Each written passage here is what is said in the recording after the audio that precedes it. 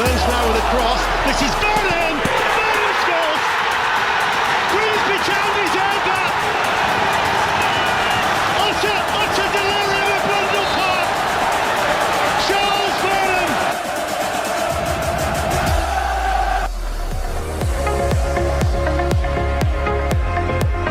Delivered far post! Touchdown! Penalty, great composure! Ryan Mbeumo, he doesn't miss, does he? The customary short run up for Brian Mbeumo. Stuttering run up, and here's the crossbar! Manchester United are out! Brian Mbeumo has rattled the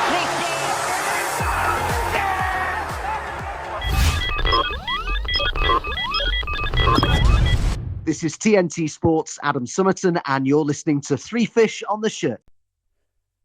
Welcome to this week's Three Fish on the Shirt. We're a little bit happier again this week, which is good news. We're into a good week of League Two action with Town against Crewe and everything else that was going on.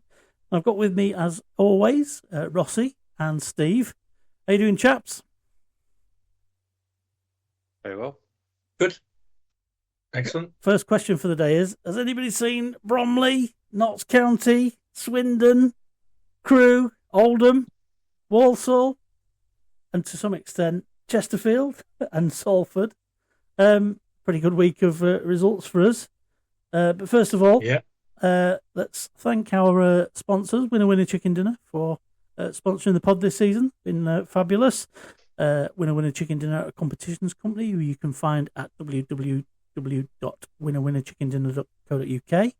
We've got some fantastic competitions on the go, particularly at the moment with the house competition, which is a 5-bedroom house, or £275,000 in cash, whichever's your choice. And tickets are $3.99, so it's worth going over and having a look at that. And thanks again to them. If you don't already subscribe to the pod on YouTube, please do, because it helps us massively. And we're seeing the numbers going up and up, and we want that to keep happening. So thank you for your support, and subscribe if you don't already. Chaps, welcome. Good win.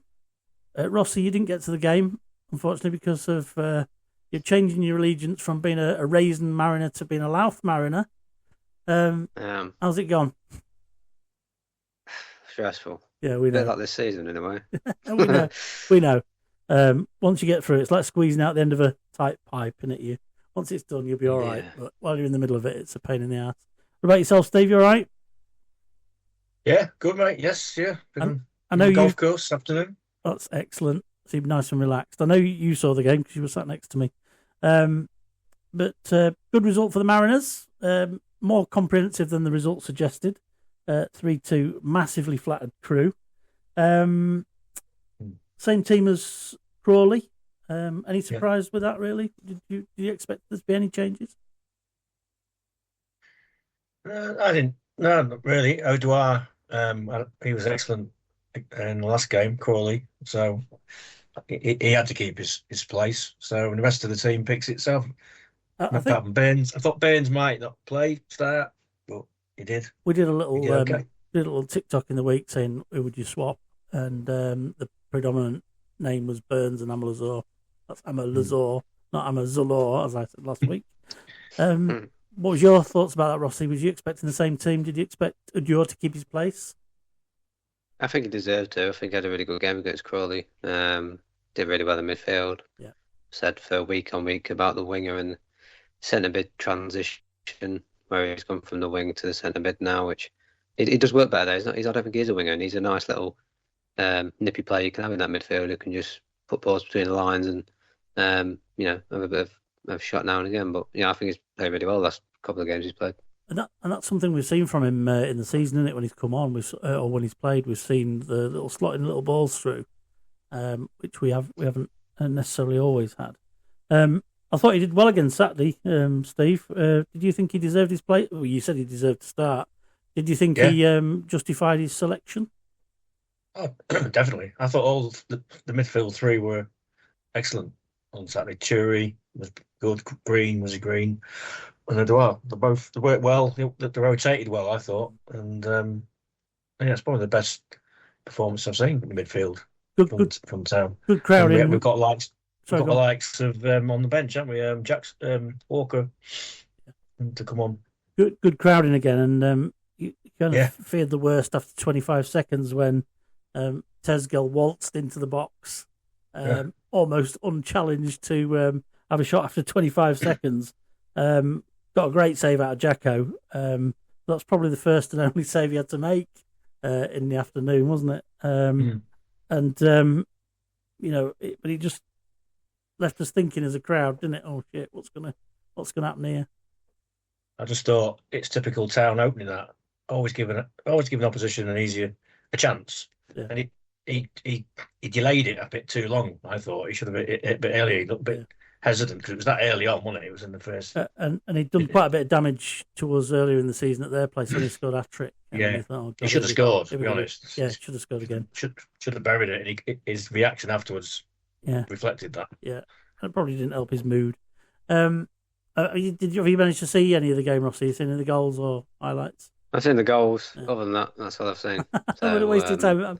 We'll come to you. It's going to be a short interview for me today. Opinion pieces. We'll try not to leave you out. 10 minutes though. Roger plays a speculative but quite clever ball. On one hand, you could look at it as a bit of hoofball, but he played it, and I use cricket terminology, into a bit of a corridor of uncertainty, using the conditions to his advantage. He seemed to put backspin on it as he sort of launched it forward. Dimitri was right under it, and he was waiting for the. It's like one of my sand wedges. Sand wedge. 7-iron. 7-iron. Bit of backspin on it. It dropped Dimitri. He was expecting it to bounce onto the keeper, and he was expecting the keeper to come. It stopped on him. It bounced straight up. It landed, and instead of bouncing towards the keeper, it just bounced straight up. And Cookie was flying in from behind him, or from his blind side, nipped in and lobbed the keeper. Now, the keeper managed to get back and claw it out, but it'd gone over the line. And I think even in the pontoon, we thought it'd gone over the line. But there was no hesitation to give the goal, was there, Steve, this time? It wasn't like the Fleetwood one where we thought, oh, shit, what's going on? It looked well over the line. I actually thought it was a own goal. I thought their player had kicked it over the... But Cookie, they both went for it, I think, and Cookie got his foot on it and lobbed it. And then he ran towards the goal to make sure the keeper didn't push it out. And then promptly barged into one of their players in the celebration. Oh, yeah, I saw that. That was pretty... I've just seen that. I wouldn't fancy running into him, would you? So if the ref had seen that, I don't know. But ball's dead, isn't it, at that point? Gone in. Been given a go. Yeah. It went like that into him, though. Yeah, it's forearm smash, wasn't it? It was a good... you can't even do that in rugby league. Bumpers up. But I noticed the referee was running away back to the centre. He was. But he looked at the linesman, and he was straight back up. So it wasn't a... I don't think it was a tight call, even though it was difficult for you to see even on the TV. It'll be interesting to see when the match day moments comes out and the videographers captured it from the side, because it'll clear that one up. Because there was a strong wind, wasn't there, blowing? But it was the other way. The wind was blowing towards the Osmond, so it didn't get held up in the wind. It was that backspin into that sort of condition. But yeah, Demetriou was completely caught out. I think the rest of the first half, Town were fairly competent without being world beating. We huffed and puffed a little bit. I won't say we were crap, but we didn't come up with anything else of note. But neither did they, and I think it was a fairly even game up to that point. Yeah, because you look at the shots on target, it was three. We had three, and they had two.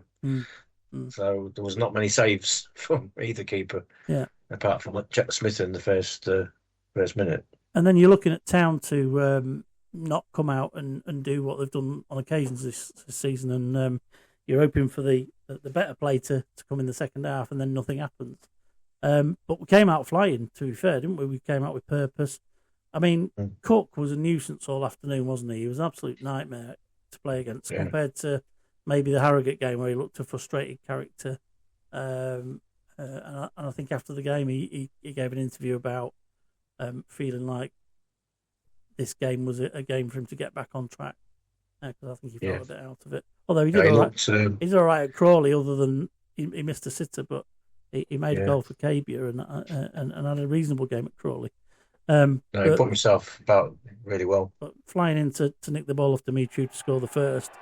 And the second came 4 minutes into the second half when he robbed the Crewe right back, sort of just inside their half on the right-hand side, our left. Lee Bell, after the game, was calling foul on that. I don't see a foul on that at all. All the Crewe fans It's a online don't see a foul in that. There's only Lee Bell sees that as a foul. And that decision to him ruined 8 months' work of trying to get up there in the playoffs. And I thought, what an idiot. And even the Crewe fans thought, what an idiot. So thank you, Crewe fans, for your support online over the weekend about that. But he made it to the byline. He's whipped the ball in to Greeny, who's almost unchallenged on the line to blast it in. And before we know it, it's 2-0. Great start to the second half, Steve. Yeah, Cookie had a great run inside. He took it all the way in. It was right in front of us, wasn't it? So he took it as close as he could to the goal and put it where he should. We need to be putting balls in the not on the goal line, but just on the. We've just not away from seen the many goal line. goals like that this year, have we? No, that's it. He's putting it right in the middle there, Yeah. where there's going to be a player. We've not been putting it in the right place. We haven't the last few games, but it's a great goal. And just like buses, 9 minutes later, Greeny frees Burns down the right. Instead of cutting in, he beats the man on the outside, puts in a great cross straight to Greeny, to Cookie, around the penalty spot area, and he just smashed it into the net, didn't he, on the first touch. Again, it was put in the right area, in the penalty area, exactly. the cross, not near the keeper, just enough away from the keeper, and that's where he needs to put it on the penalty spot, really. And that's 3-0, and that's in our game over. On sort of 5-6 minutes later, David Artell rested Rodgers. 10 minutes after that, Chury for both Warren and Walker. Bajor as well at the same time as Walker went off for Sweeney to come on, and then 5 minutes after that, Cook and Green went off for Soonsup Bell and Amal Azor. And you thought we were just going to see the game out. Pretty comprehensive win. Crewe had offered 0 in the second half. I don't remember Jacko having to do anything much up to the 88th minute. And then we have what we call a typical town. Sweeney lunged in for a rash challenge, which to me probably should have been just running him to the byline. Decides to jump in. Looked a bit frustrated, to be honest. That sort of challenge to be made like that, I thought was that born of frustration. What do you make of that challenge, Steve? As I said, pen straight away, even before the ref did it. Yeah, he looked at penalties And I'm at the other end, by the way. So. Yeah, from what I could see, it was a penalty, and nobody complained. No. And, Do you see it? we thought, that's all right. It's only we're 3-0. So We were gutted for Jacko, though, for the clean sheet to go, weren't we? Well, it's going to be, if we had a clean sheet, it would have been the best in a season for 20 years, wouldn't it? There's still time. But anyhow, Did you see the penalty, Ross? You seen that in the highlight package? Yeah, I saw the highlight. Yeah, I saw him. Was it O'Reilly that ran through? Yeah. And he got up and took the penalty. I think it was just a lazy tackle, wasn't it? Really. But then he's come off the bench, so it shouldn't really be lazy because it's not like he's been playing the whole game. But didn't Jacko nearly get a hand to it? He went the right way, and it was just over. I don't think it was that far from him. No, he did well. But O'Reilly's is one of their best players this season, I think. He tucked it away. It was a nice penalty. Yeah, he scored the penalty. He scored, didn't he? But it says the guy who went down was Max Sanders. All right. Who drew the foul. And O'Reilly took the penalty. But he did what Cookie didn't do against Harrogate and put a bit of pace on it as well, even though the keeper went the right way to get to it. Then the ref gave 7 minutes extra time. Yeah, which we no idea where that came from. I mean, Jacko did go down, didn't he? There was a couple of goals. It was a good ref, actually. There's a couple of goals. He was all right other than that, but 7 seemed a bit excessive. On 97, speculative cross into the box. Jacko didn't quite get there. Dimitri, who headed in, he also seems to score against us, didn't he? We were after him a few years ago. Hurst was after him, wasn't he, at the start of the season. But even with the extra 30 seconds that was added on after that, it never really felt like we were going to lose or lose the lead, let's say, and draw 3-3. It's just a good job we scored 3 goals. Yeah, If we, exactly. if we draw 2-2 in that game. But the point is, Wouldn't be I don't think at 2-0 or 1-0, you making as many of those subs, you've seen that game out properly. And I think there's, David Artell said, as long as we score one more than the others at this stage of the season, I'm happy. He said it before. He said it again at the weekend. You said it to me after the match, Steve, as well. And you've got to take that and say, all right, Don't matter. And the Lee Bell's interpretation of the game, I just didn't get at all. It was more or less, if we hadn't let 3 in, we'd have won 2-0. It was felt a bit like that. He said, yeah, if my auntie had balls, she'd have been my uncle. Well, that's it. I think that's Crewe. They played 2 more games than us now. So yeah. And I think when we look at the league table, we'll see that's a big blow to them. And I think that was probably what was coming out after the game. He was talking about there's nothing in the game. There was a foul for the second goal. The 4th official stopped talking to me. He was talking to them, but he wasn't talking to me. It's wasted. It's wasted 8 months' work. Billy no mates. Yeah, it was. Was there a toy in a pram? But online, Crewe fans were largely agreeing with Town fans. To be honest, did you note any of that, Rossley? Did you see any of that? Yeah. It's nice to see that as well. When your opposition fans actually do agree with the other set of fans. Yeah. I had someone message me on TikTok saying that they were taking 1,200 fans. I don't know where they took them. To the game. And then it come out that I think it was the next day. It said, we've sold 400 or 365. 365, yeah. And that's how many is going. So I messaged him back saying, are you sure it's 1,200? Because I'm pretty sure it's not. And all I got back was, that's what someone told me. That was I think that's the allocation for that bit of the Osmond, isn't it? Yeah. Well, there's 364 there in the end, so somebody thought better of it. Yeah. That was it. When the official announcement came out, it was 364, so somebody decided not to bother. Were they all kids, or were they all random age? Well, they were in the corner. They put them in the corner, didn't they? And to be fair to them, they were quite happy lot, weren't they? They weren't bad. Getting beat 3-0 and they were singing and... I feel like a lot of Crewe, when I went to Crewe away this season, you look around the home ends, all of them, to be fair, and the majority are kids or teenagers. Right. It's very rare you saw adults or like pensioners or like that. They were kids. I don't know why. But maybe it's just their fan base. They all seemed quite happy. I don't know, getting beat 3-0. There was one in the middle of the stairs that was giving it large. He wasn't very happy, but the rest seemed to get behind the team. Fair play to the ones that turned up, but you've got to say 365 fans for a game like that of that level of importance is poor, and that's not a slight on the ones that did come because they're the ones that did. You just wonder if that affects the players, the Crewe players, you know what I mean? Just seeing that, you think, come on. How many would we have taken there? If allowed, we'd have taken a couple of 1,500. 2,000. Yeah, with a game like this. 2,000 easy. Yeah.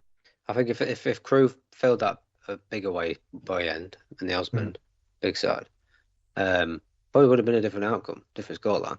Yeah, I think so. Because as soon as the fans get behind you, you get pumped up anyway. What's what do they get home attendances then?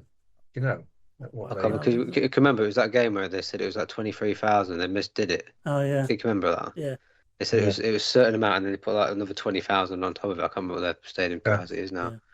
But they're the biggest club though, aren't they, for this league? Sort of. Well, not too bad. I don't think they're too bad at all. Ground's all right. It's not too bad. So I think for them, I think it was last season they missed out on playoffs, or they was in playoffs and missed out. Was that season before, one or two? Most of the time. I think Crawley beat them 2 seasons ago. I think in the playoffs when they went up. But Crewe seem to just fall short of them at the minute. The last 2 or 3 seasons. They seem to start well, don't they? And then they go up and down.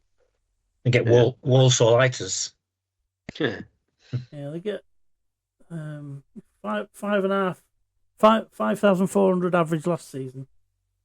Yeah, I don't know what it is. So it's a bit below ours. Yeah. But you think they'd bring more than 1,000 fans to a game like that?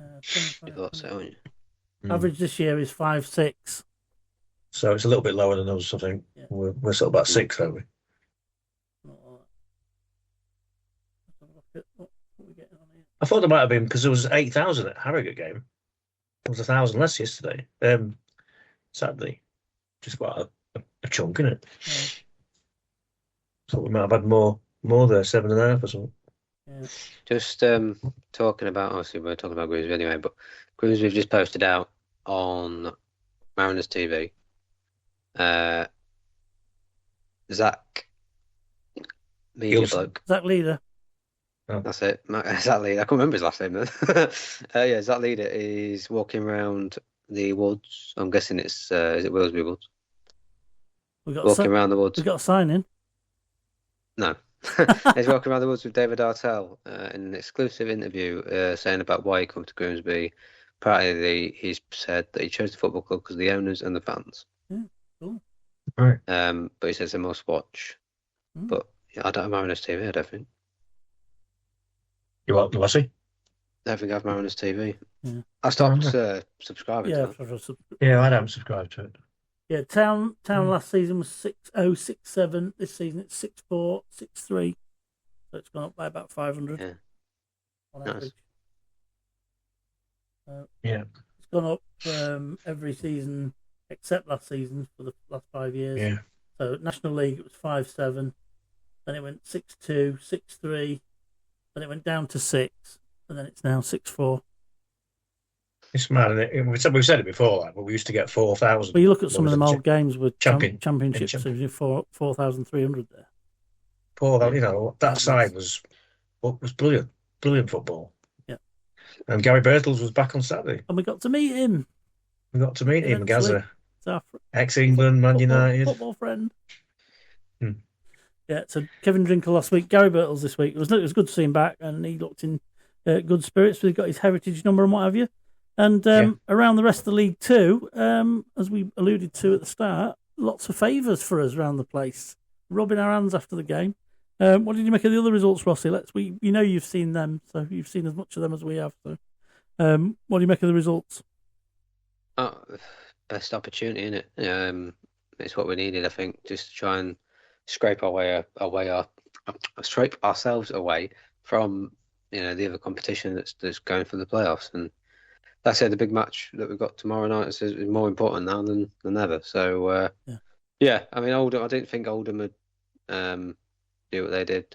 I thought Chesterfield would beat Tranmere and they didn't. Salford Gillingham. I thought Salford would beat Gillingham. Yeah. Because Gillingham aren't that great either, and I think Salford are at home as well. Yeah. I'll be wrong on that, but I think they were.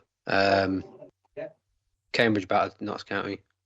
Yeah, and I didn't expect it to be that much of a battery, and I thought they might. No, well, they went 3-0 up, didn't they? And then Eastwood got straight red. Yeah, handball looked as though it was as well. And No, I didn't see it. He's been brilliant for him, hasn't he, as well? Yeah. Yeah. They still couldn't score against him, and Cambridge added to it later on. Does that mean that he's out against us though? It might not because just one game. It wasn't a violent. It was only it was accident. Yeah. Well, he chanced his arm up where he was and he got it wrong. And he was out of the box. So yeah, it was a bit of a mistake. But yeah, I think of the top 10, there was only us and Barnet that won. Yeah, and Barnet, I still think they're going to be. I don't think they'll get it now. I think they're chasing.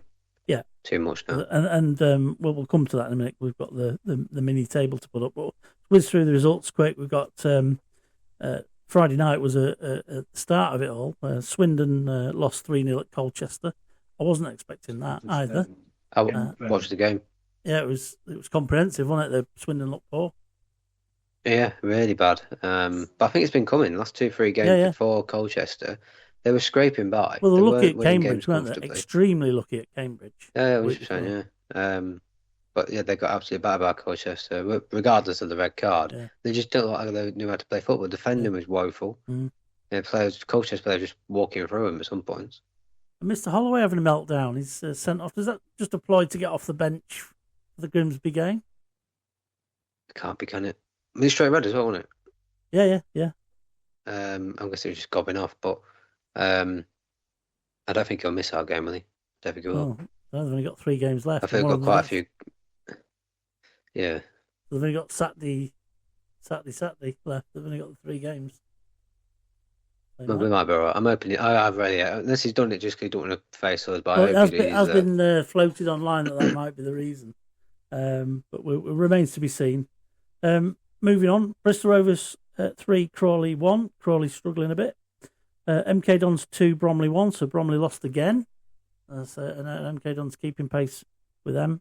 I think they can still get promoted in the next game, can't they? At home? But, yeah. They need. Obviously they're going to want to win the title. Going this far, do you still think MK Dons are going to do it? How many points are they behind now? 4, 5? It's 4. I think they've got every chance. Yeah. Bromley just needs to stop slipping up. Yeah. But I do think MK Dons got a good chance of winning it now. Accrington 1, Fleetwood 2, bit of a dead rubber. Barnet 3, Barrow 2. Barnet scored late on to win that one. That was probably the only result we could have done with being different. But Barrow going for it though, trying to avoid that relegation bit, aren't they? Yep. Danny Rose assist for the first goal apparently as well. We've already mentioned Cambridge 4, Notts County 0. Jake Eastwood sent off for deliberate handball. Another shock of the round. Chesterfield 1, Tranmere 1. Tranmere missed a penalty before going behind to a Chesterfield goal, and then Sam Finley scored the equaliser, and Tranmere hold on for a point, which was sort of cause for celebration. They've picked up something like previous 60 available points. They've got 10, I think it is, which is pretty woeful. But it's really the first point that Pete Wilds picked up in the first goal in about 6 games, I think it is. So, yeah, it's a start for them, I guess. Town 3, Crewe 2, as we've said. Newport 2, Harrogate 1. Harrogate struggling. As somebody put online tonight, bloody hell, lads, we gave you the points last week and you haven't made use of them. So no. We might as well let us win, haven't they? I think looks like Newport will stay up, I think. I mean, I didn't say Newport will go down. I was still saying Crawley Barrow, but yeah, we'll see. Yeah. And then you've got Salford 0, Gillingham 0. Salford, that was a surprise. I thought Salford would take that one. Your kids? Yeah. No, thank you. Can I have one? I'm back. All right, you're back. Sorry about That's right. Salford 0, Gillingham 0. A bit of a shock that Salford didn't add Salford to win that one. Yeah, I don't understand that. I thought they would have absolutely battered them. They're not even that good, Gillingham. They're really not. yeah, we missed that. We missed that result, didn't we? They should have. Yeah. We won. Picked up on it before we dropped you off. But Shrewsbury 1, Oldham 0 was a welcome result. That was nice. They've had the wings clipped in the last 3 games. They've lost 2 of the last 3, I think, Oldham. No, 2 of the last 4. They've lost, again, 1 drawn and lost. Yeah, Shrewsbury. They've been dire all season and they just picked up 3 points. Yeah. It comes towards the end of the season, teams picking up points. They should be picking up points. And I said this to Steve before the game. We've got to concentrate on what we're doing, but there will also be these weird results like us last week, like Tranmere this week, like Shrewsbury this week, like Salford not beating Gillingham, and then just to put a final nail in the coffin of Walsall's season, Walsall 0, Cheltenham 4. At no stage in the season would you predict that. Other than now that Walsall they've just flunked it this season again, haven't they? 2 seasons in a row, top of Christmas or thereabouts, and nowhere near by the end. They never had a shot on target. Yeah. Walsall. Well, actually, last year they did make the playoffs last year, didn't they? Yeah. Yeah. This year, I reckon next season it'll change. Now Matt Sadler's gone. And they'll get a manager in probably, or whatever they're going to do next season. Full fresh start. Is it going to be the change we'll see from Walsall, where they're actually not going to ball it and they're actually going to do all right? No, I think they'll be starting again. It's like starting again for me. Yeah, they're back to just having an equal chance with everyone else. I think they've got some really good players, and I think they have got some players there that are decent quality. I think when summer comes along, transfer window, you will probably see some of the best players they've got will probably depart and go elsewhere. Yeah. But some good players, just to wait and see. Yeah. It's just a weird result, I think, because when I saw the highlights program, they said that when they met in the first fixture, Walsall were top of the league and Cheltenham were near the bottom. And now it's a mid-table game. Yeah. Yeah, And your man got a goal as well, Isaac Hutchinson. Of course, it has. Scored near the end. So that's the results from the weekend. As I say, very favourable for Town, which leaves Bromley on 83 from 43 games. MK Dons on 43 games and 79. Cambridge in third on 77 points from 42 games. Their game in hand over MK and just on MK is against us. Oh no, it's MK and Bromley is with us the week after next. Notts County 43 games, 76 points. Swindon 43 games, 74 points. Salford 43 games, 74 points. I think Swindon Salford is the top of our mini league now, and that's where the battle is to get into the playoffs at best. Chesterfield 69 from 42 games. Town 41 games, 68 points. Then Barnet 67 points from 43 games, and Crewe make up the top 10, 66 points from 43 games, and Oldham behind them, I guess, 65 on 42 with 4 games left. So still all to play for. But I think below Oldham, Walsall are out of the picture now, pretty much with only 3 games left. They can get 71 points. That means that Chesterfield, us, and Barnet have only got to get 3 or 4 more points to put Walsall out of it mathematically. I can't see any scenario where at least one doesn't. But for me, it's a mini league now for us: Swindon, Salford, Chesterfield, Grimsby, Barnet, Crewe, and Oldham, to see who can get the points. But we're gauging it. We've got the most points we've got in a season. Oh, sorry, we've just got to last season's points tally with Just five games left, don't we? Yeah. So yeah, just equal. I think if we carry on the way we're going, ish, apart from the arrogant game. Yeah. If we keep on getting these points, I'm probably make a bold assumption. I reckon Swindon will finish 6th instead of where they are. Yeah. I do think Swindon will drop off. Whether or not we can catch them or not is a different story. We just got to play them, aren't we? So, well, the big 3 fish points predictor predicts us on 76, which that's borderline for me. That could do it. It might not. Yeah. Now, interestingly, we did a little exercise where we've predicted every game to the end of the season. I've crunched all the numbers on that, and I'll share with you your final tables. Did you get your over, Stephen? You did? Yeah. You did? Yeah. I did mine last. He's a good lad. I'll do as I told eventually. No. Last time you spoke, you said you hadn't done it. I was like, okay, I don't know if you've done it since. So, No, I did it. It didn't take long. I just went. Blah, blah, blah, blah. So in week 1, we got everything after the 10th of April. I've looked at. We all got Colchester Swindon wrong. We all got Bristol Rovers and Crawley the right outcome. Only Rossi saw MK Dons beating Bromley and Accrington getting beat by Fleetwood. We all called Barrow Barnet. Me and Rossi called Cambridge Notts, and Steve said it was going to be a draw. Nobody saw Chesterfield drawing with Tranmere. We all saw us beating Crewe. Only I saw Newport beating Harrogate. And then we got pretty much the rest of them wrong, except for Rossi, who got Walsall losing at home to Cheltenham. Really? Yeah. But our final league tables are for the whole set of results. So I'll give you mine first, and I'll share your two, because you don't know unless you've calculated on the sly, you won't know where we finished in your league. So I will give you the thing. So I've got Bromley winning it with 91 points, MK Dons on 86, Cambridge on 85, Notts County on 81, Grimsby Town on 81, Swindon on 81, and Salford on 78. So that would be the top 7. So playoffs would be Notts, us, Swindon, and Salford. Oldham just missing out by 2 points, and Chesterfield by 5 points. So that's me.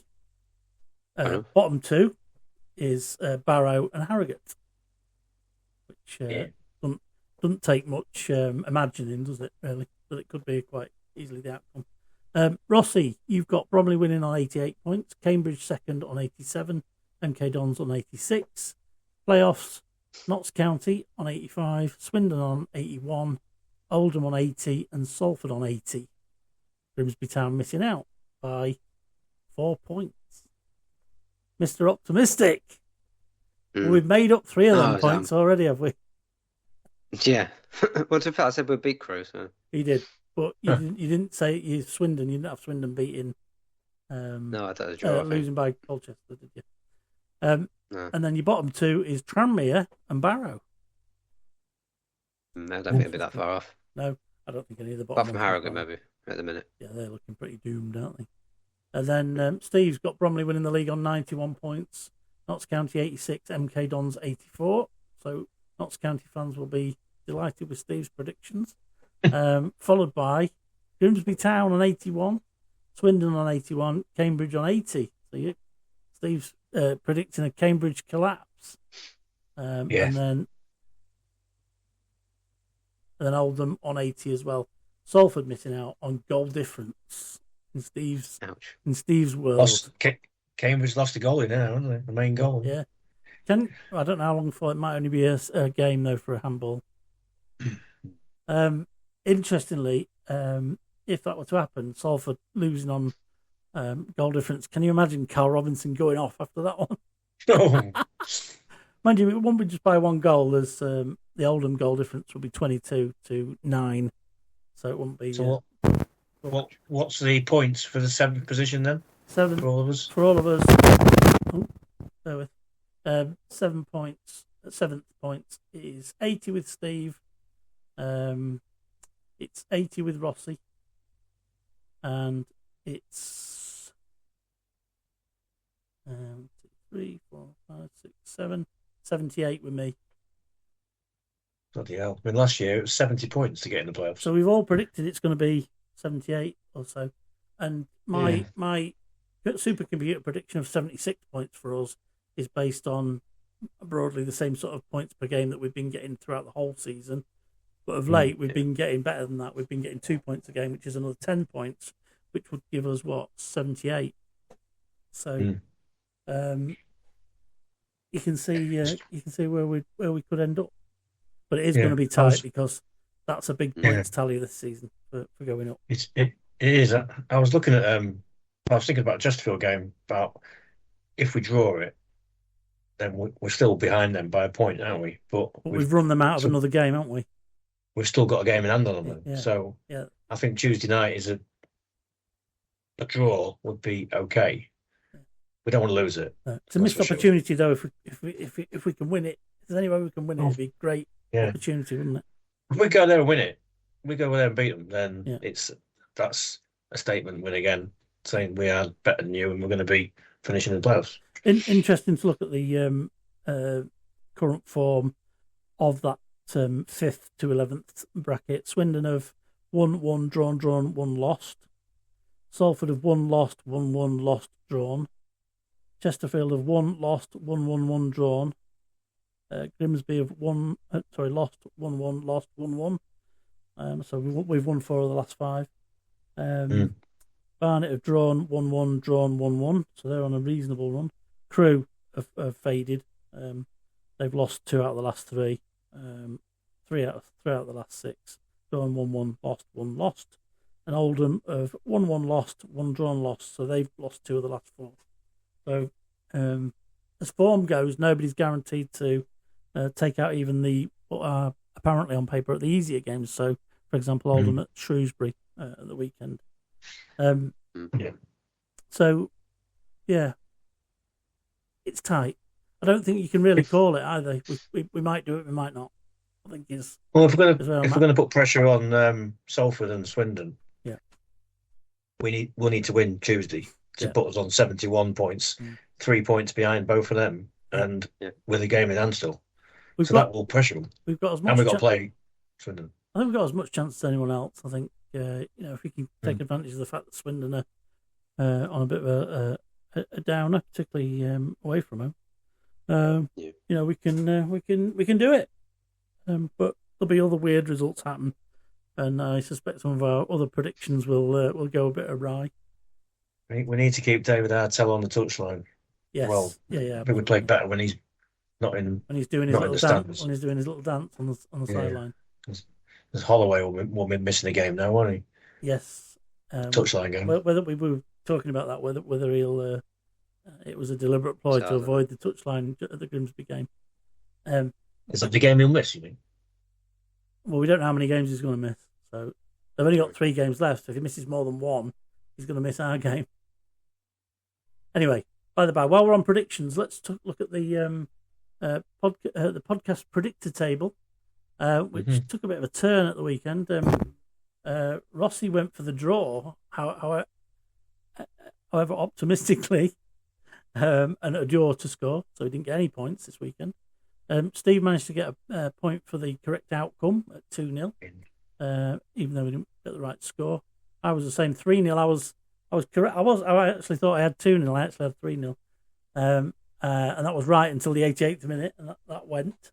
But I went with Cookie again, and he's got me 2 bonus rounds in the last 4 games. So that moves me up a little bit away from Steve, but it's very, very tight. It's as tight as it's been all season. Steve is on 26 points with 10 correct outcomes and 5 bonus points. I'm next on with 12 points. Sorry, 12 correct outcomes and 5 bonus points on 28 points. And Ross is on 10 correct outcomes and 5, which is 29. He's got 3 fully correct ones as well, though. Steve and I have only got 2. So it's tight. It's anybody's title. It's a replica of League 2. We'll see how it happens to Chesterfield tomorrow. Rossi's feeling the pressure. I'm not feeling the predictions now. The only pressure he's feeling is moving. Yeah, so what have you got a prediction for tomorrow night yet? I'm going to do it. I've got something in mind. I'm just going to see what you guys come up with. I'm going to go 2-1 Town. That was one of the ones in my head. Cook to score. I never do scorers yet. Well, but in fact, it's been nearly been the same squad all the time recently, hasn't it? It has, yeah. Not far off. I'll have to say Cook, so it became you. Steve, 2-1. And we'll leave your score until tomorrow night. You can let us know. Leave the score until... Rossi? Or Labia. Look that. Don't get lippy. Should I go for a bold one? 4-0. No, we'll concede a goal.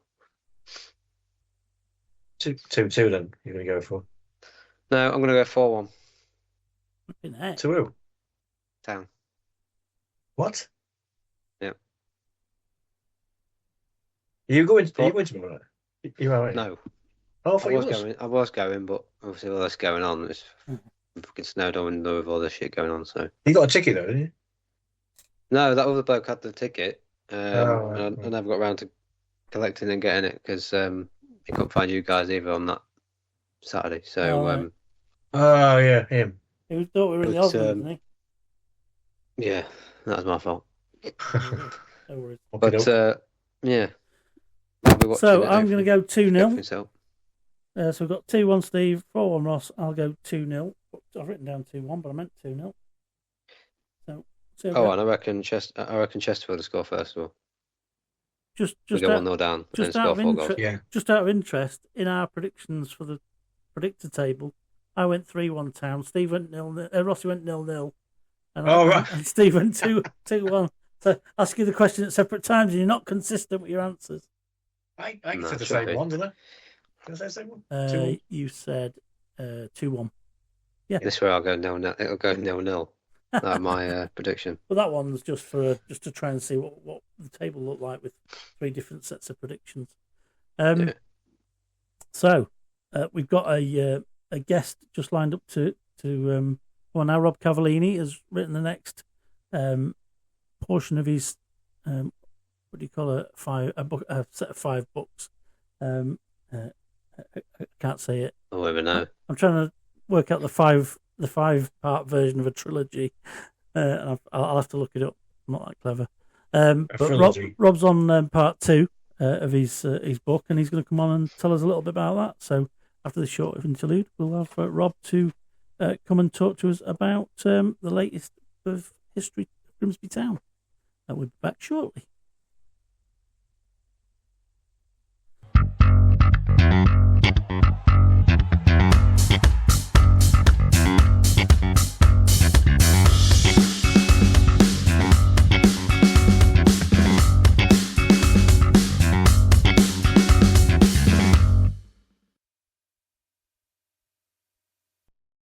We are proud to announce the latest winner chicken dinner home, and it's right here in Grimsby. A beautiful 5-bedroom house in a fantastic location, ready for one lucky winner to call home.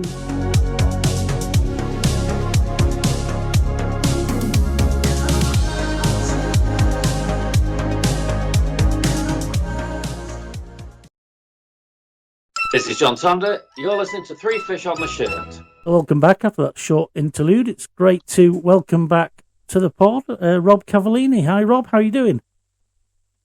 Hello. Yeah, I'm good. Thanks for having me back on. Hey, you're very welcome. I know you've been out and about on your travels again. You've got to lots of little grounds, but you've got to lots of big places far away as well. Let us know a little bit about what you've been up to since we last spoke to you.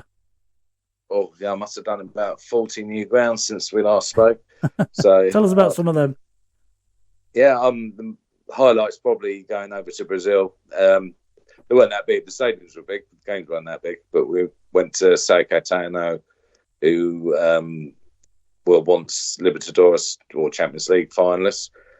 They've managed to, if you think Town went downhill in the 2000s, they went from Champions League to 7th level in Brazil and are now playing on a Wednesday afternoon at 3:00 in front of 100 people. Wow.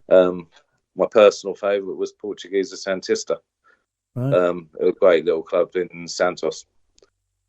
And where have you been getting to in the UK? Well, I was at Alloa the other week. I went up to Edinburgh City as well. Yesterday I was at AFC Tottenham. I was watching Dorking play, which didn't quite go to plan. No. Yeah, everywhere. Did you get to catch up with old friends with Dorking then? Yeah, it's nice because they give me hospitality in the boardroom, so it's generally sort of very sociable. Get a nice meal before the game, and that's nice. I'm hoping they can go up so I can wear my Grimsby tie in the Scunthorpe boardroom next season. Nice one. And your Brazilian travels, did you manage to keep out of trouble this time? I know you've had a few scrapes in your previous visits. Yeah, that wasn't too bad. The wife bought me a one-way ticket to Santos for that game against Portuguesa Santista, so I ended up having to get an Uber back. I don't know if she's trying to tell me something, but yeah, we knew about it. There's always that. Yeah, there's always that. And obviously we spoke about the book launch last year. You did a book giveaway with us, which was much appreciated. And you're now releasing Volume 2 very soon. So tell us a little bit about where people can find it, a bit about the process, and when the dates are and everything for it coming out. Okay, so yes, it's available from my website at www.dog.net. And at the moment we've got a discount going until the 26th of April, where you get your name in the book and obviously you help me produce it. And then after that they'll go up by a couple of pounds, and it will still be available from my website.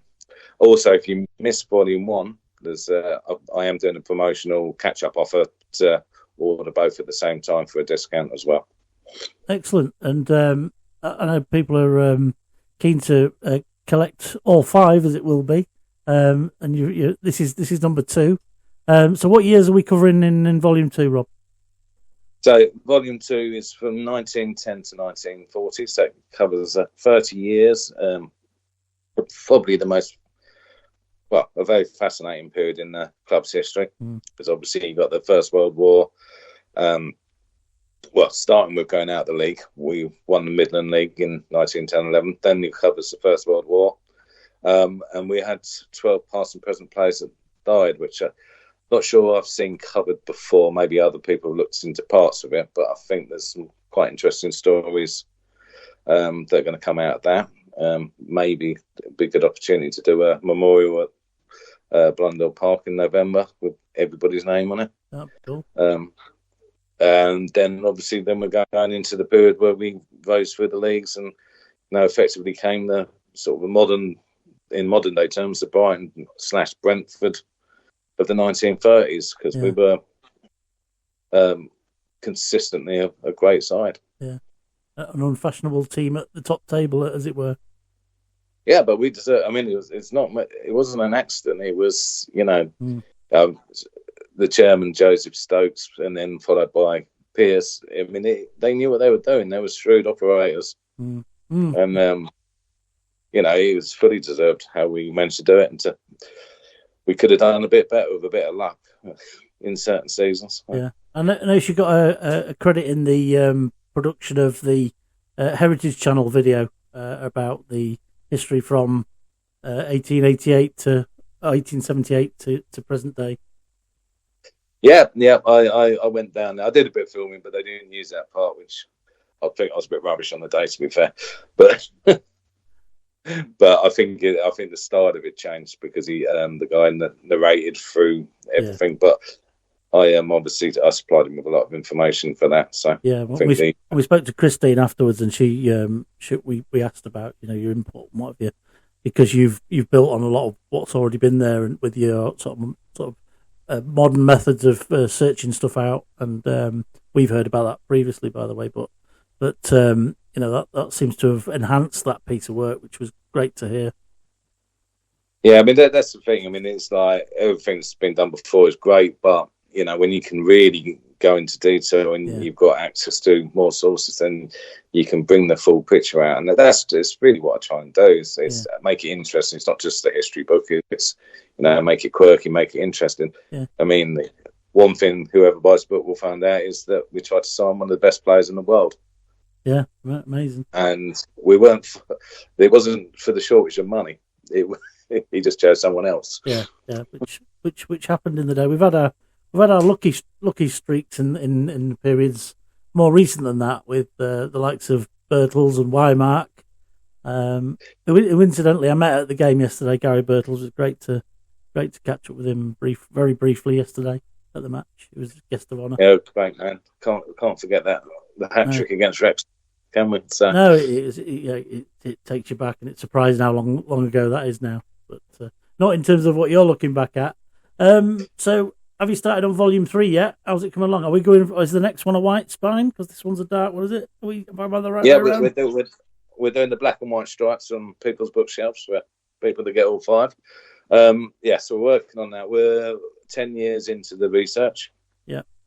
So that's coming along. I've had a little bit of a break because of trying to get the volume 2 ready. Yeah. So I should have all that wrapped up in the next 8 or 9 months, and then I'll write it probably over Christmas. So you've got that nice tight sort of year of book encased in each one, I guess, because you seem to be at a similar point at a similar time in the year. Is that about right? Yeah, it just sort of falls into place. And also probably you set yourself sort of little deadlines, and it sort of works out in that way. But yeah, I mean, it's one of those things. You love doing it, or I love doing it. So you kind of like. Doesn't take much to persuade me to dive on the computer and start looking things up. So brilliant, yeah. And so you're about 10 years into that now. So you're sort of getting towards the 20s, are you?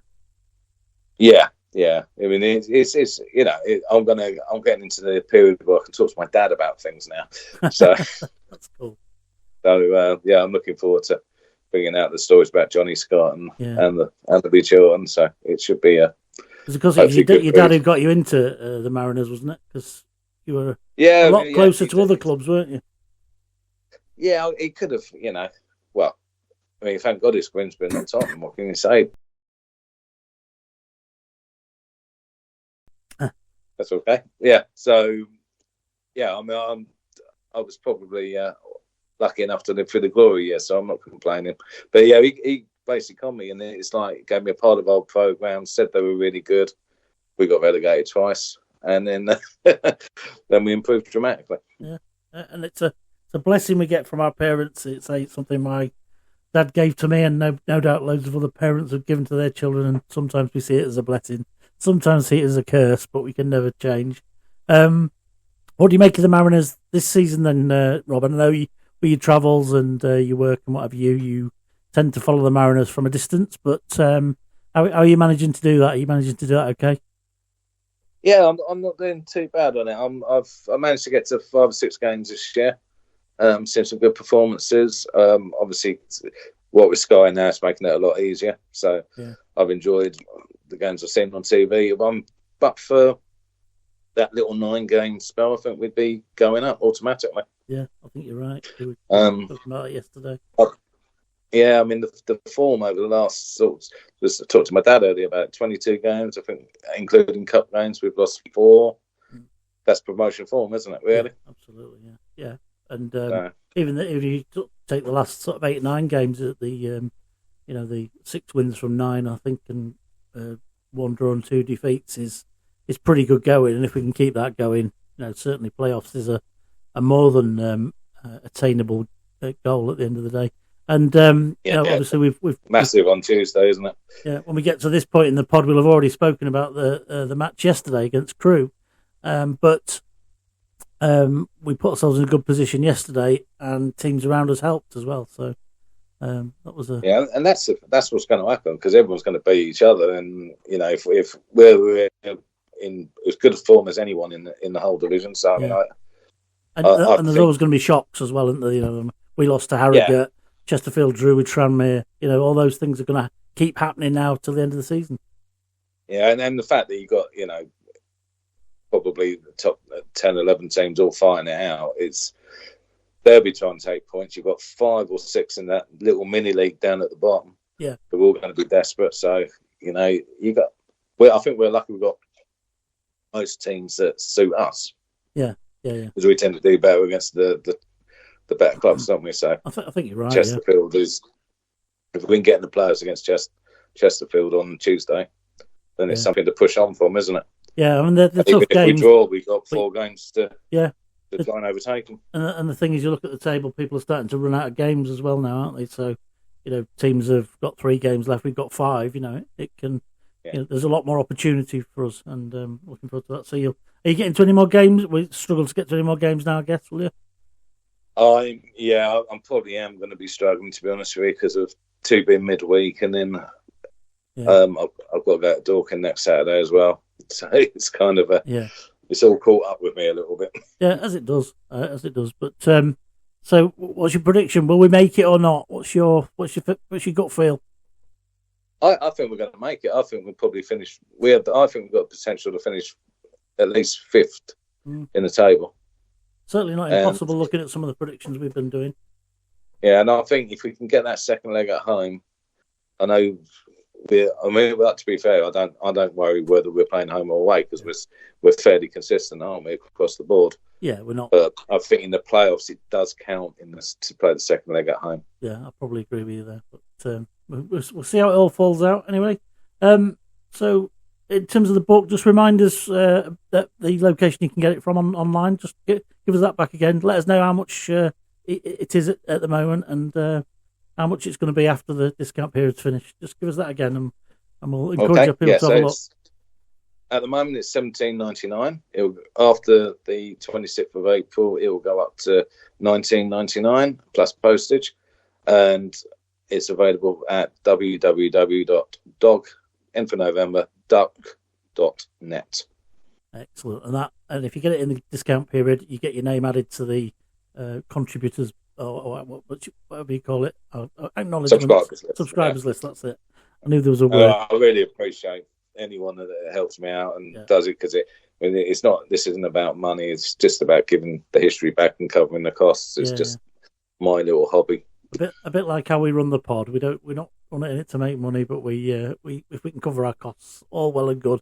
So if you can help Rob by looking up dogandduck.net and getting that deadline met, it help every little helps. Rob does a fantastic job of pulling the books together. If you can get it in time, you'll get your name in the back for posterity. Rob, it's been brilliant having you back on. You're always welcome anytime. We appreciate you coming on to tell us about your little journeys and your new grounds. So all the very best to you. Thank you very much. Thanks for having me. Hiya, this is Craig Disley, and you're listening to Three Fish on the Show.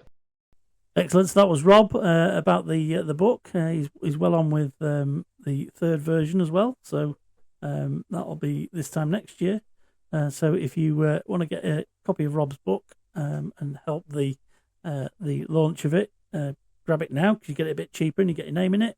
And if not, it'll be available for sale a couple of pounds more after that.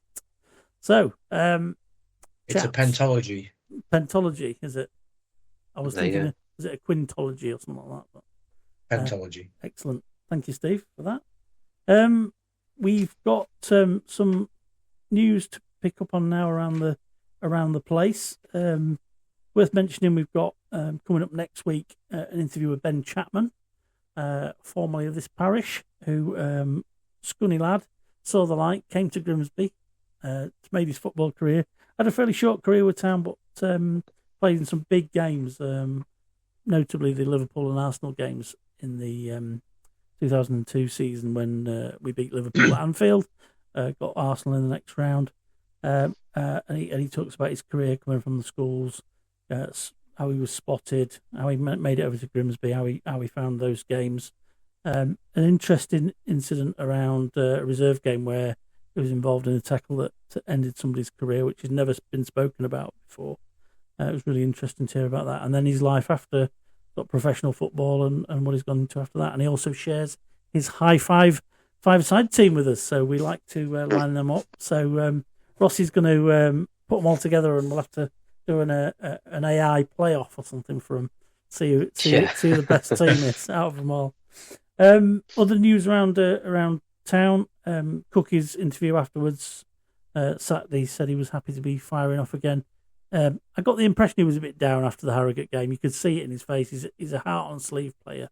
Did you see that, Ross, from at the end of the game against Harrogate? Or had you gone by? Yeah.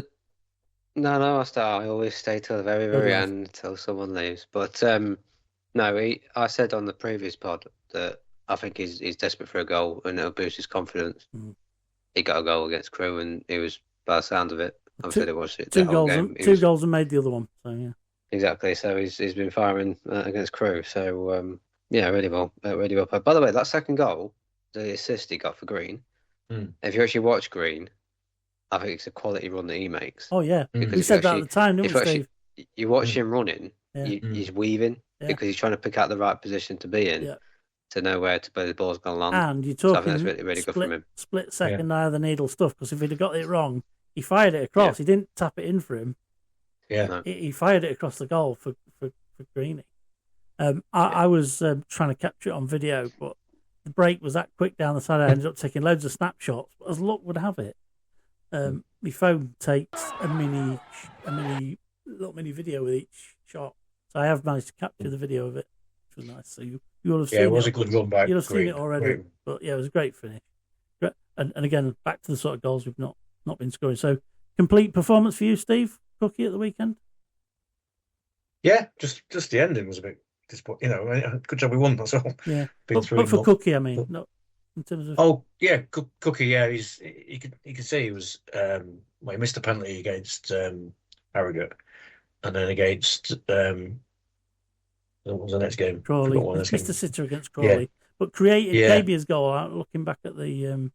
He missed that sitter, and you could see it was just one happening for him, and.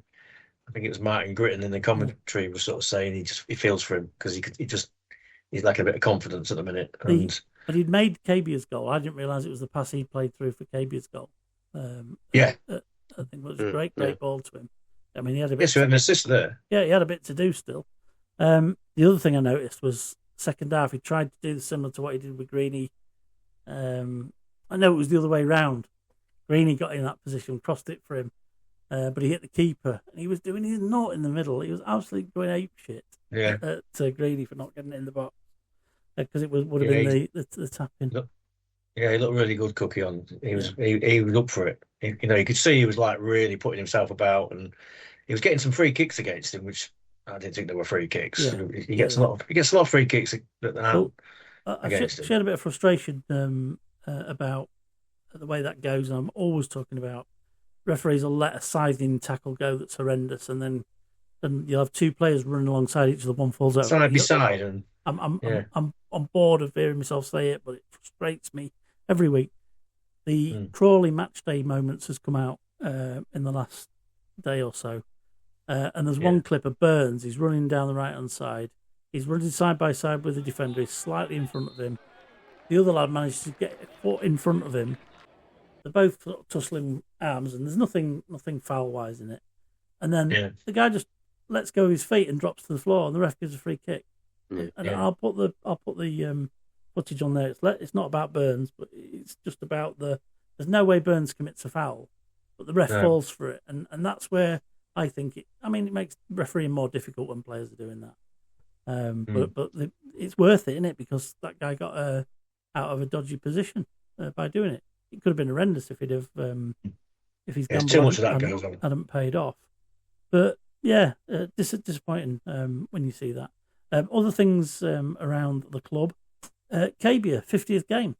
Wow, how's that happened already? Where's that come from? I know, that's incredible. And 18 goals in his first season as an EFL player. Can't be bad. But if there's anybody watching from other clubs scouting through this podcast, he's rubbish. You don't want him. Got no pace. And he'll know where I'm coming from on that one. That was the other thing about the Crawley game. That was the time I've talked long and throughout the season about us not using him on the last shoulder of players, and that's exactly what Cookie did with him at the weekend. The weekend before Monday, slotted him in, used his pace on the last man. Other happy news: nominations for, or is it happy news? Nominations for David Artell for Manager of the Month. So I don't know when that's deservedly so. That's announced. But I was torn a new one by a radio presenter who told me the Manager of the Month curse was a fallacy. But I don't think many people think that. And also, Ray at the club shop has been nominated for an EFL award for 40 years' work in the club shop and what she does about the place. So lots of positive things happening at the weekend. The big surprise for me, it's sort of tenuously linked to town, was Jay Williams' red card being rescinded. Thought it was a bit of an odd one, that. I've not met anybody, even people who referee, who would have said, "Oh, well, technically it's not this or that or the other," who said, "No, I can't understand it." What did you make of that, Rossi? Try not to swear. You can, yeah. Absolute bollocks. Why is it not still a red? He's literally got the ball and just kicked him straight at him. Yeah. It's whether it's malicious or not. Well, it's definitely malicious. He still looked at him and still done it. Yeah. No need for it. It's a straight red. Should be doing it. Head loss. I think they've just, I don't know, whether it's just the end of the season, they think I'll just let it go. Yeah. Or, I don't know. I don't know what it is, but I think it should have stayed. So the referee gave it, didn't he? It's the referee's decision. Very clear. He saw it. Yeah, it's a red card. Yeah. I think Did they appeal it then? Yeah. They appeal it. Yeah. He said, he said in his interview afterwards, Colin Kazim Richards said, "We'll appeal it, but nothing will happen." No. He knew. Honestly, the referee must feel totally pissed off about that. Yeah, I would if it was me. And he's not a bad ref either. No. Former Premier League ref, isn't he? Former Premier, he knows what he's doing. Yeah. What's his name? His name. He was expert. Yeah. Yeah. He was in the Premier League 5 seasons, wasn't he? His record of appropriate jokes is not really very good, but that's why he stopped being in the Premier League. He was a good ref, yeah. Yeah. Other news around town. Season tickets out for next season, up by £20. Your season ticket in the Pontoon is going to cost you $409 next season, $411 in the lower. What's yours in the main, Rossi? What's yours coming up at? Same as Pontoon. 409. Is it the same? Yeah. The main stand's the same as Pontoon. Yeah, of course it is. Yeah. That's for the early bird. It goes up, I think, 20 or 30 quid each sort of early bird bit. So the earlier you get in, the better. And for the first time, a premium season ticket that covers tickets to my enemies, tickets to the match, ticket to a match. Sorry, shirts, access to online things, training sessions, and the like. So that's a bit of a new one. I think that's a bit of a tester, that one. For an extra £300 on top of your season ticket. And programmes as well, electronic programmes. Electronic programmes for every game, yeah. Yeah. So it'll be interesting to see how that goes. Any sort of comment on that? I think in the current climate, 20 quid's not too massive. There'll always be people who are against it, but I can see with the losses we're making that there's a contribution got to come from the fans somewhere along the way. I put a TikTok out about it. You saw it, I think. Yeah. It got quite a lot of traction about why and all the bits and pieces. A lot of town fans were commenting on it, saying I can see why they've done it, and then Phil was saying, well, I think there's someone else said, if you want to get the better players in, you need to up our prices so we can get them in to afford them. Yeah. But I kind of looked at that and I thought, well, we're in League. If we're considering staying League Two, you're only going to get decent players of a League Two standard. Who are going to come possibly to a League Two One. Club. Yeah, exactly. Yeah. So money, I don't think that really matters in that sense. Don't get me wrong. I think it's frustrating for everyone the fact it keeps going on. But Polly's come out and said it will go up every year until this 1.9 or whatever how much it's going to be £1 million has suddenly disappeared, which it won't. Yeah. I think it's up this season with the cup competitions we've had and TV revenue and all that stuff. So that's hopefully put something towards it. Yeah. But no, if it is what it is, you just got to take it on the chin, haven't you? Yeah, I think so. And I think there'll always be people who, the cost of living, everything's going up, and it's a challenge. But it always will be. It'll never not be. And I'll say it's the most important thing of the non-important things in life. As Kieran Maguire said on the pod last year, I think it was a good way of looking at it. So we're not in a bad spot. Interesting news late on yesterday that John Terry and a consortium are looking to take a big chunk of Colchester and pump money into it. Seen that, chaps, and thoughts? I don't know really. They had someone else. Who was it? I can't remember who it was now. Beforehand, saying that they was going to take over Colchester. Yeah, I can't remember who it was. I think it's this season that it got come out and said. Fell away, didn't it? Are they in debt then? Must be. Well, all clubs are, to be honest. Yeah. Yeah, I mean they were looking for a new owner anyway, aren't they? I don't know what. I can't remember why, but I know JT apparently got interviewed about it and he declined to talk about it, which suggests it's probably true. Probably, yeah. I mean, if he does, if him and the consortium do pump money into Colchester, then they do. It's one of them things, now, isn't it? It's more money. Football is money. So the challenge is pretty much throughout the EFL now. You've got everybody loss making just to try and get on, and that's only sustainable while you've got people who are prepared to put money in. At what point does that bubble burst and the first club fail to find somebody who can? And that's when your clubs start going to the wall. And it's been an interesting topic of conversation in that kind of football finance world this week. I was watching something with Henry Winter and Christian Perslow before the game, before the pod, rather. And I know Kieran Maguire's been really looking deeper into losses. And I think over the last 4 years, nearly every team bar Wimbledon have lost money in our league. I think in that period that he was looking at, we'd lost something like 6 million, including the 2 million from last year and the 2 million from the year before that. So, everybody's pushing to try and get on, and that you do wonder how long it can carry on for. But that's a chat for another day, and I know Kieran Maguire has agreed to come back and see us, so hopefully we can ask him about that. You don't get into football if you want to make money. As a famous entrepreneur once said, if you want to be a millionaire, be a billionaire and buy a football club.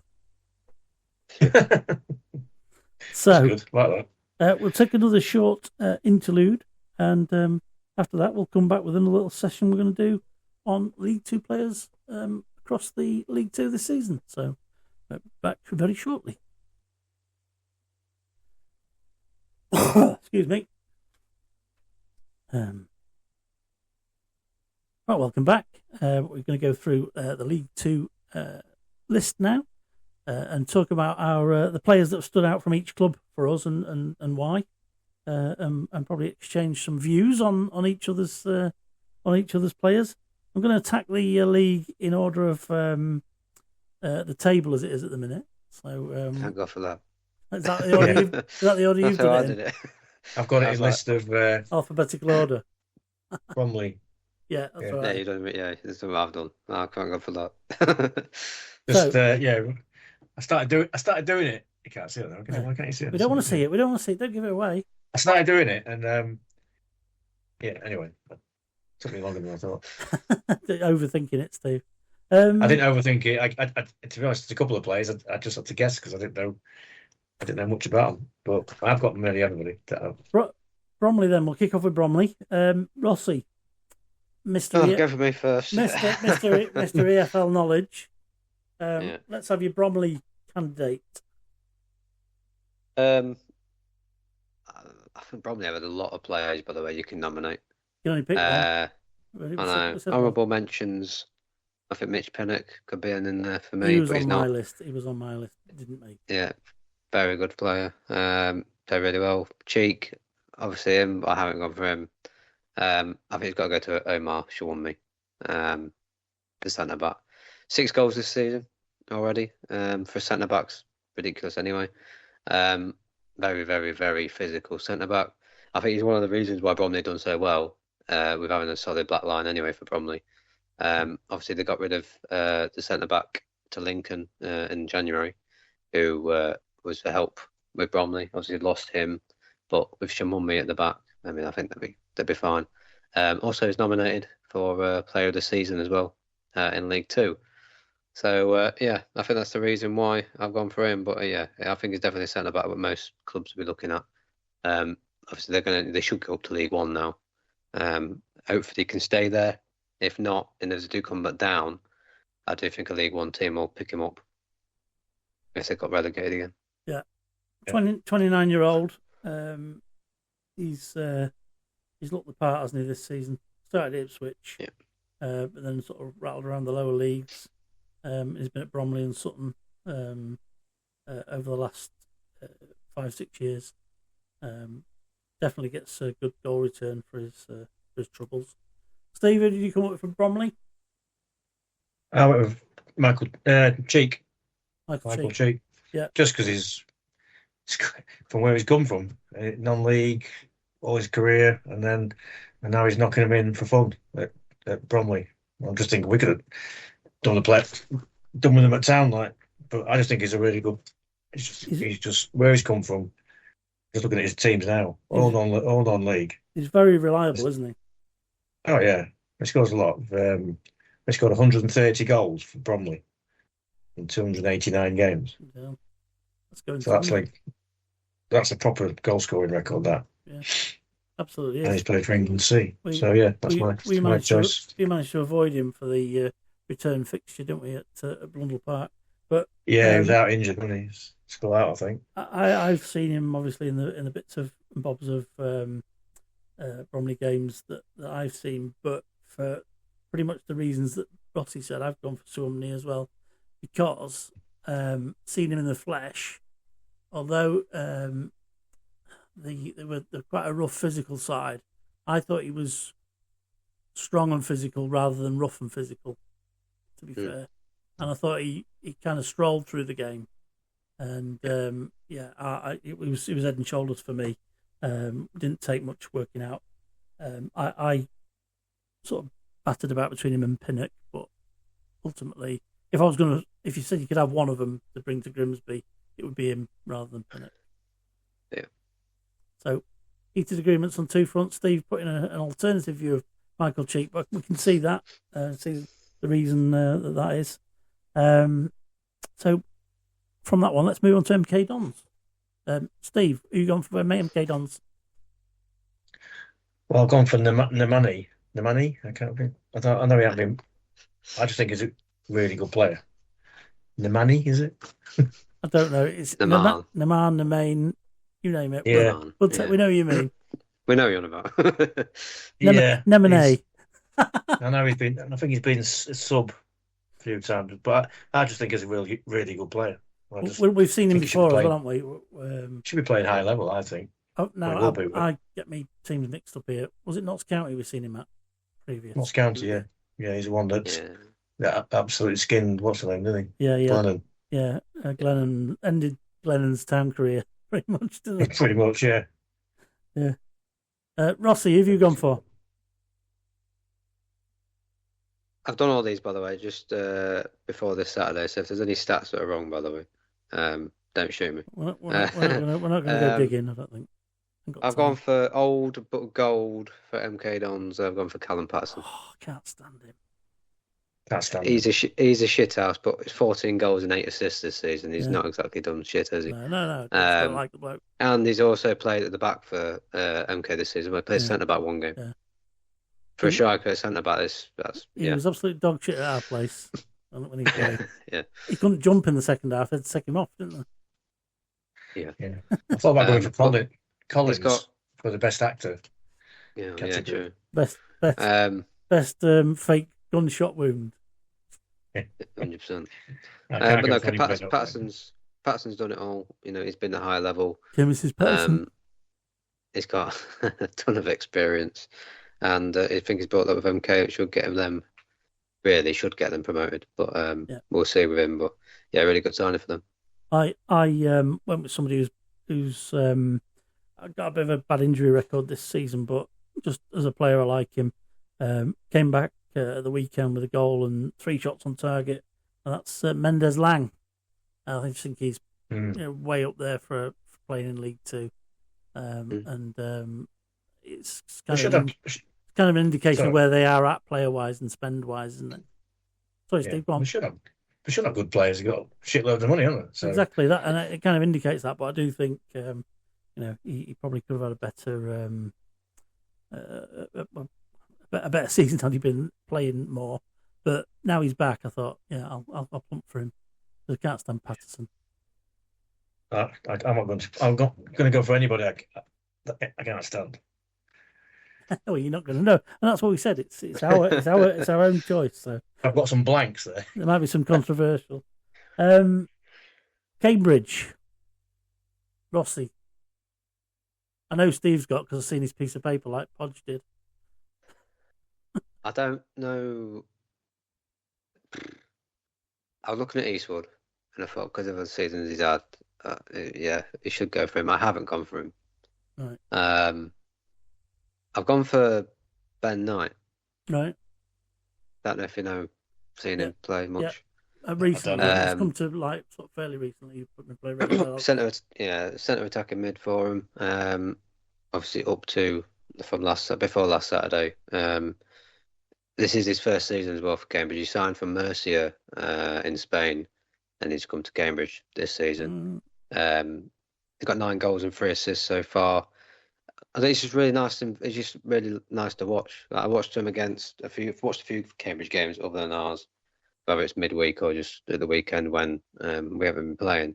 And he's very fluent, agile midfielder that you probably need just behind the striker. Reminds me a little bit, when Dan Crowley was at Notts? Yes. Bit like that. Very nice player. Saves his first season, at Cambridge. I think there'll be a lot more to come from him. Whether it's League One, League Two, or whatever. But very impressed with him. I think had Dan Crowley made the impact that we thought he might make at MK Dons, he could have been in my list because I was quite a fan of his. But he always seems to go with plenty of promise and then kind of fade out. I mean, Notts couldn't wait to get rid of him, could they? And MK Dons came knocking, and he's not. Strange, because he's a top really good player. So Ben Knight for Rossi, only a young lad as well, still only 23 as well, so plenty of promise as well. Yeah, only young. Steve, I know you've gone for. Go on. Eastwood in goal. Jake Eastwood. He's had a fantastic season when he's gone from being number 2 at Grimsby. Number 2 fighting for the number 1 spot. Hampered by injury last year with his nasty injury at Carlisle. When he fell out with the post, didn't he? And that could have been a career-ending injury. That and he's come back to Cambridge, and he's getting record numbers of clean sheets, isn't he, this season? Yeah, and he's unfortunate to get a red card on Saturday, but he's done fantastic. Yeah, unfortunate, but it was his own fault. I think it goes down as a deliberate handball. He's deliberately handled it, but I think he sort of lost his geography a little bit. I went for him as well, mostly because I'm not a massive Cambridge watcher. I didn't really know too many of their players. I don't know too many of the players. And given the fact that Eastwood has been top clean sheet haver from League Two, I thought I'll go with him. That's the top three taken care of. Now we're into Notts County. Steve, who you got? Another name I can't pronounce. Upenda. Right. Is that how you spell it? Sounds right. I just, whenever I've seen him play, I think he's just a really skillful player, and it looks like he should play at a high level. He just glides through the games. Did the away game, Notts County, and at our place. So I just think I think he's played quite a lot this season. Has he been playing? Looked like they were really relying on him when we played him, didn't he? Yeah, everything went through him, and he just looks a graceful sort of player. And that's what I've gone for. Ross? Caught my eye. He was my honourable mention, to be fair. He's been solid all season. I think he's on loan from Huddersfield, might be wrong. But he's on loan there, so whether or not they can pick him up in the permanent in the summer would be good for him. But he has been really decent all season. Whether it's assists, goals, or just to kind of box to box, he gets the ball from the defence and then tries to make something happen. But I think he's been really good. But no, my player is, I think it's got to be in a way, Alexander Jatta. He's missed a few games.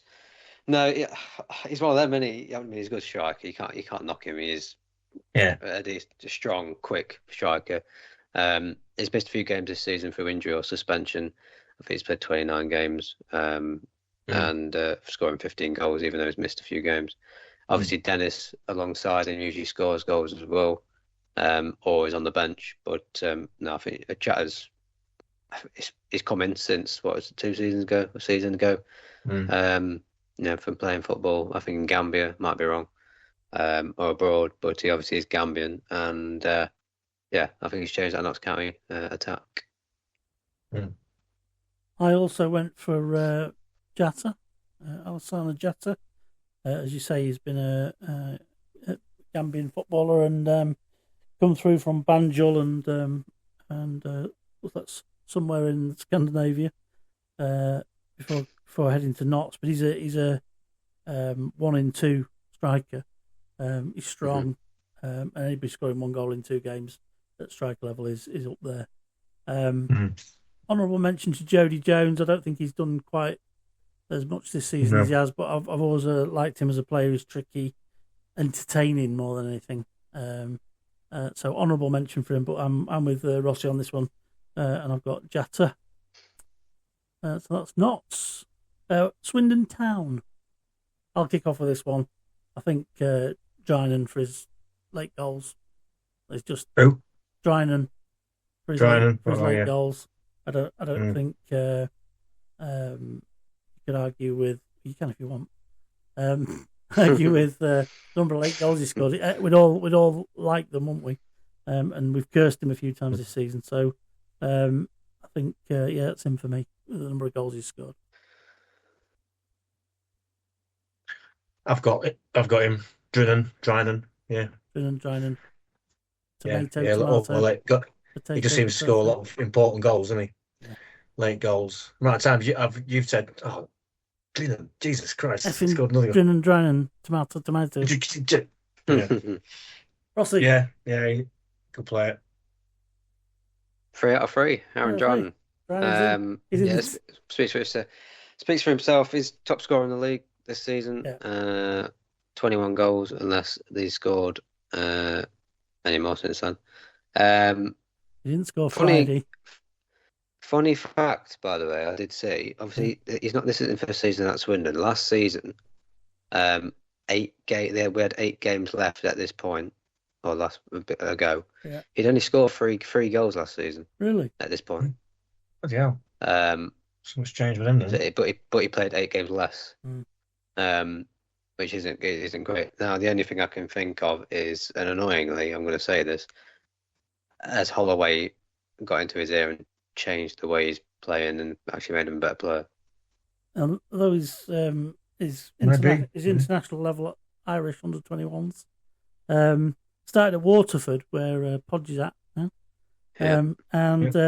He scored 15 for Orient in a similar number of games to what he's played at Swindon, and he's scored nearly twice as many goals. So something's happened that's got him fired up. So we're agreed on Drine and Drin at Swindon. So next up is Salford City. Rossi. He hasn't done stats-wise. Stop making excuses for him. You've picked him. Come on. I've got a soft spot for him. I actually love the lad. 21 years old, plenty of scope for improvement. I love how versatile he is, winger, striker, middle of the box. And I think he can be League One level eventually. Kelly Namai. Yeah. Yes. Yeah, I can see that. I just love him. I think he's a really, really nice player. And he's still got plenty of... He's always frightened me to death when he's playing against us. And he's rapid. Well, he didn't play in our home game, did he? Did he come on late on? When it was when they were already No, he did. He started and got injured, didn't he? Oh, he got injured. Yeah, I think he did play, yeah. I knew there was something where he didn't play for some of it. He started and then he got injury first half. He's rapid, isn't he?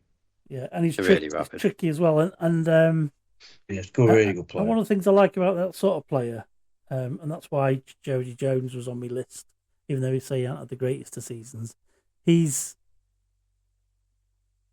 a bum off your seat player, isn't he? You know, if he's on your side, you'd be thinking, oh my god, what's he going to do? Is he gonna... And yeah, definitely. So Steve, who have you gone for? Well, I've changed my mind. It's either I've written down Graydon, but because I do like him, but he hadn't done it. You liked him at Fleetwood, didn't you?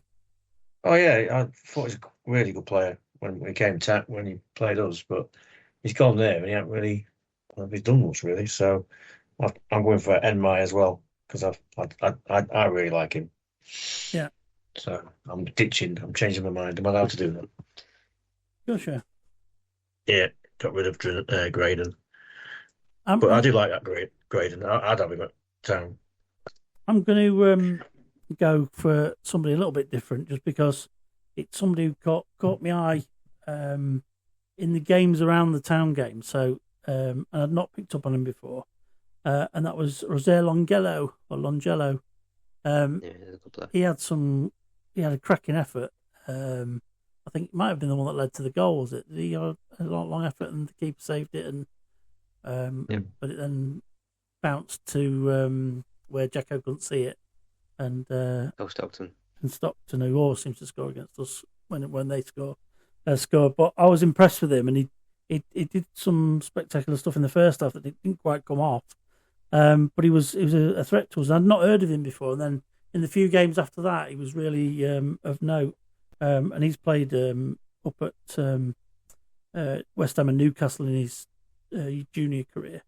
And then he's not a massive goal scorer, but he certainly it was a long shot. Certainly quite exciting, and he's got a good effort on him. So a little bit different there for me, but it was more of a personal caught me eye rather than anything else.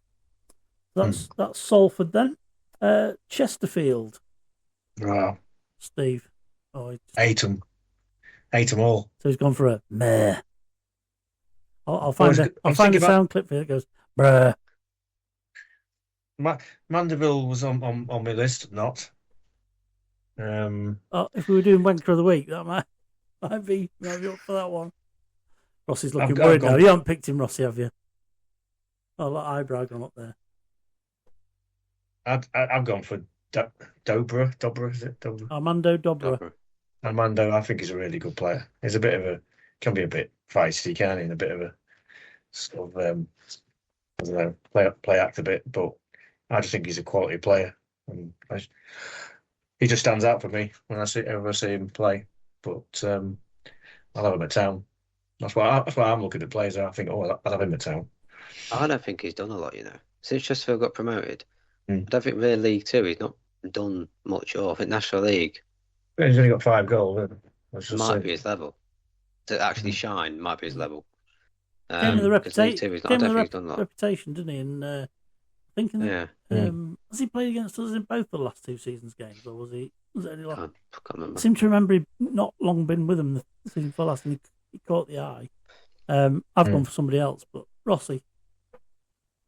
I looked at Mandeville. I also looked at Dylan Markande. Didn't go for them either. I was a bit like Steve. I actually looked through them. I was like, I really like him, to be fair. I've gone for someone that transferred from Middlesbrough this season. It's his first season with him. I've gone for Zach Hemming in goal. Keeper. I think when we played against him, he stopped a lot of shots against us. I've watched a few games when he has played. I think he's injured at the minute. Didn't play Saturday, No, I think Boots in goal for them at the minute. But he's got 10 clean sheets so far this season, 63% save ratio this season for his first season. So, yeah, no, I'm whenever I've seen him play, whether it's against us or not, he seems to be a decent shot stopper in goal. So I've gone for Zach Hemming. Excellent. You mentioned one or two other players, like Mandeville was. Even if Mandeville was the best player in the world, he wouldn't have made it onto my my list. I have to say, because I can't stand him. I think he's a massive bell end. But not that I've got out against him, of course. I've gone for Dylan Markande. Again, when we played him, and when I've seen him in highlights and other matches, it's back to he's a bomb off seat, tricky player. It's only little though, isn't he? Yeah. Tiny, very small. Really tiny. We don't hold that against people, though, do we? We like our little people. But no, I was impressed with me. I think it was him who caused the kerfuffle between Vernon, McJanet, and Pym, and he nipped in. I think it was him that drew the penalty, unless I've got that wrong. I think so, yeah.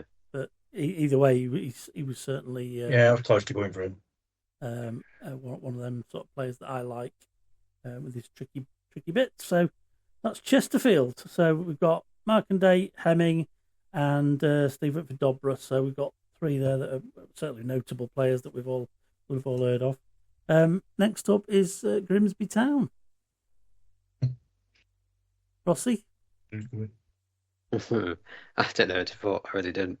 Well, I've got 3, and it's all just based on this season, just what they've done this season. Yeah. I'm guessing your 3. Would you tell me what your 3 is? Well, you guess who my 3 are. Rodgers. Correct. Burnham.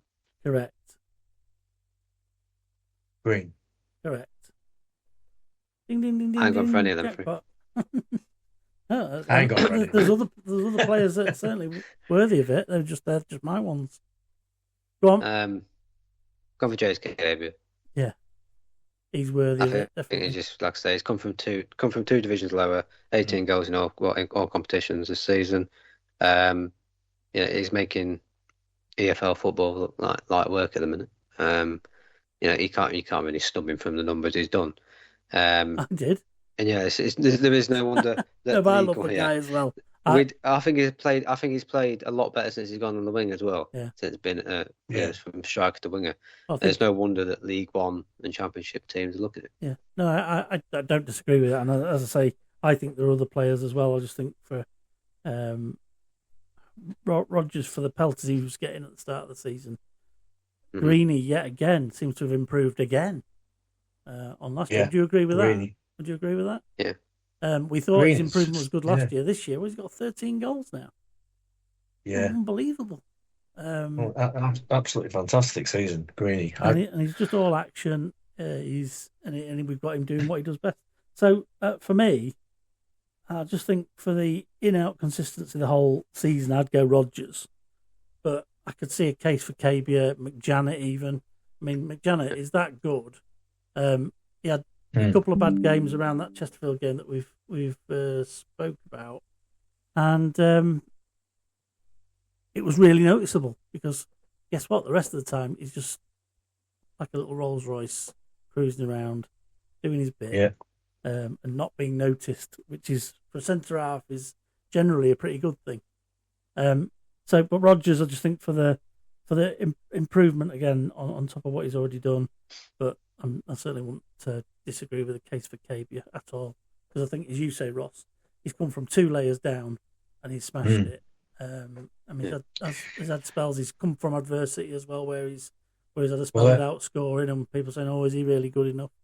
And he's proven. I think you were doubting.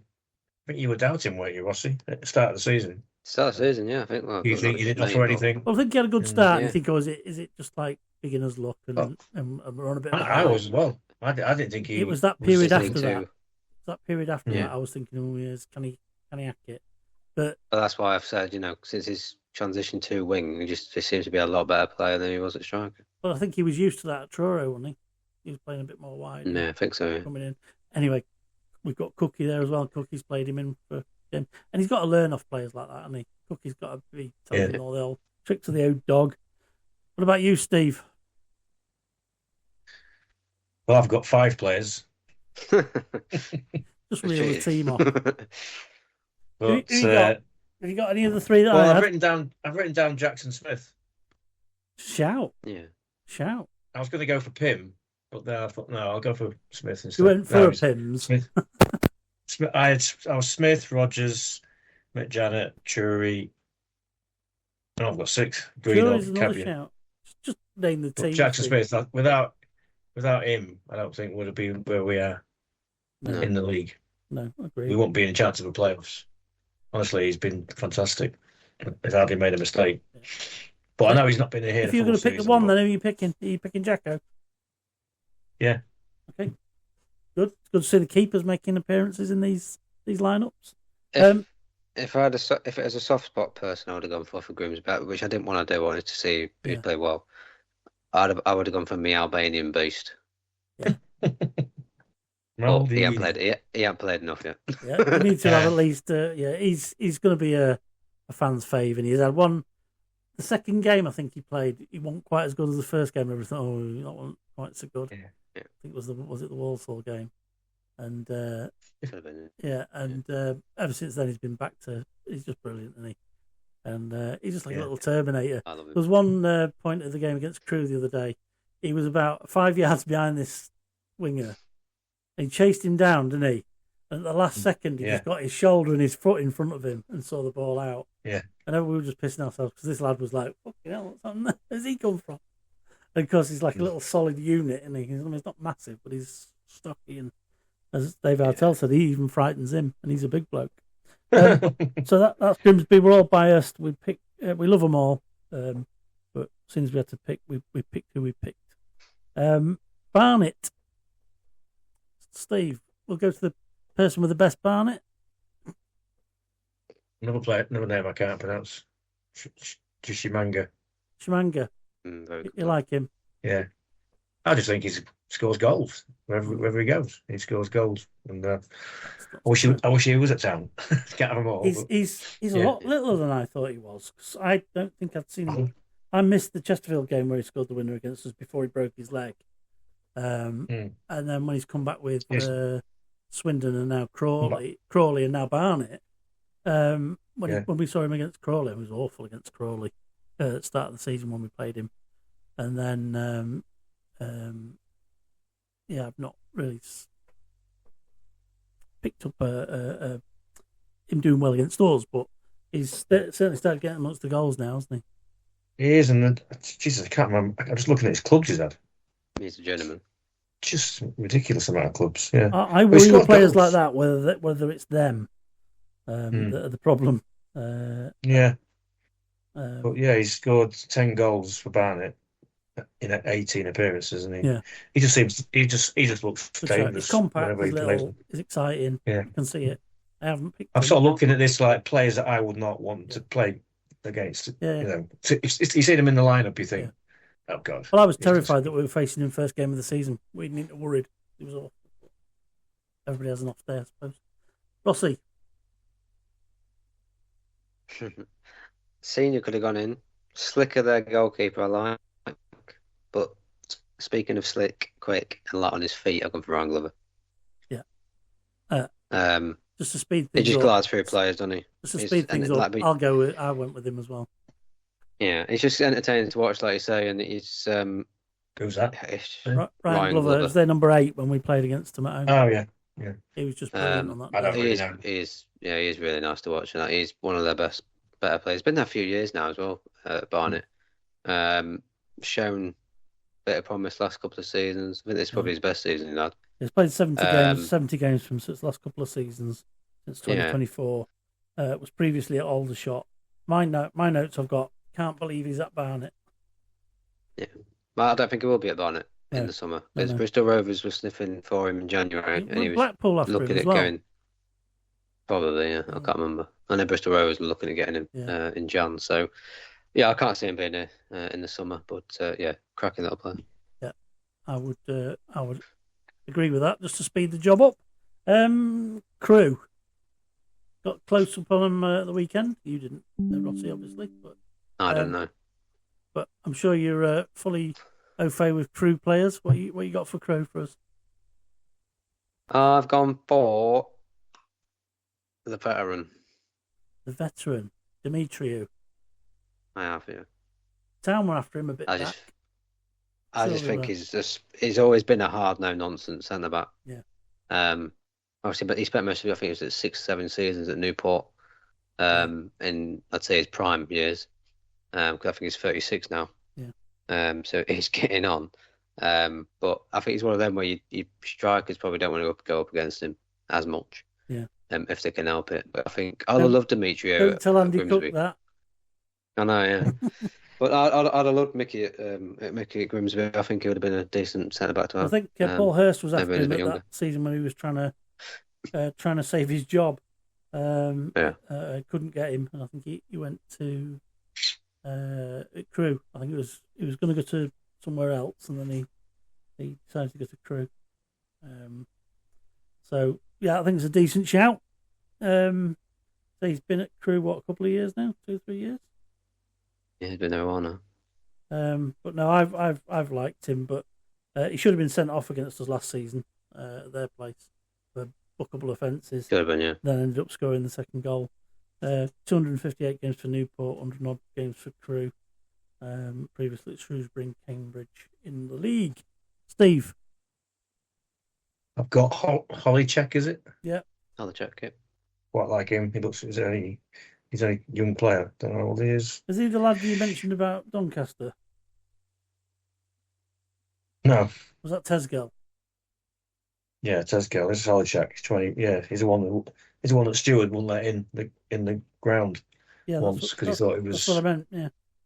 Yeah, Holycheck. Yeah, he's 21. Yeah. But whenever I've seen him play, I like the look of him. Yeah. Skillful player. Loads of potential. He's only young. I didn't realise he was that young. He's made 97 appearances for Crewe. Yeah. So went some for one so young, and I went for Tesgel. Predominantly for the pain in the arse he's been to us this season. Scored a hat-trick in the game against us. I know he's done pretty well this season, and he's a constant goal threat. I mean, he could have been on Saturday if we hadn't have been a little bit more alert at the back. I think is he on loan to them at the minute? Yeah, Tesgel and O'Reilly are both on loan. Yeah, on loan from Stoke, is it? Yep, and O'Reilly's on loan from Aston Villa. Right. Okay. Like I say, he looked quite decent as well, O'Reilly. But yeah, just on the fact that it's goals, I think it'd do me if he had the chance.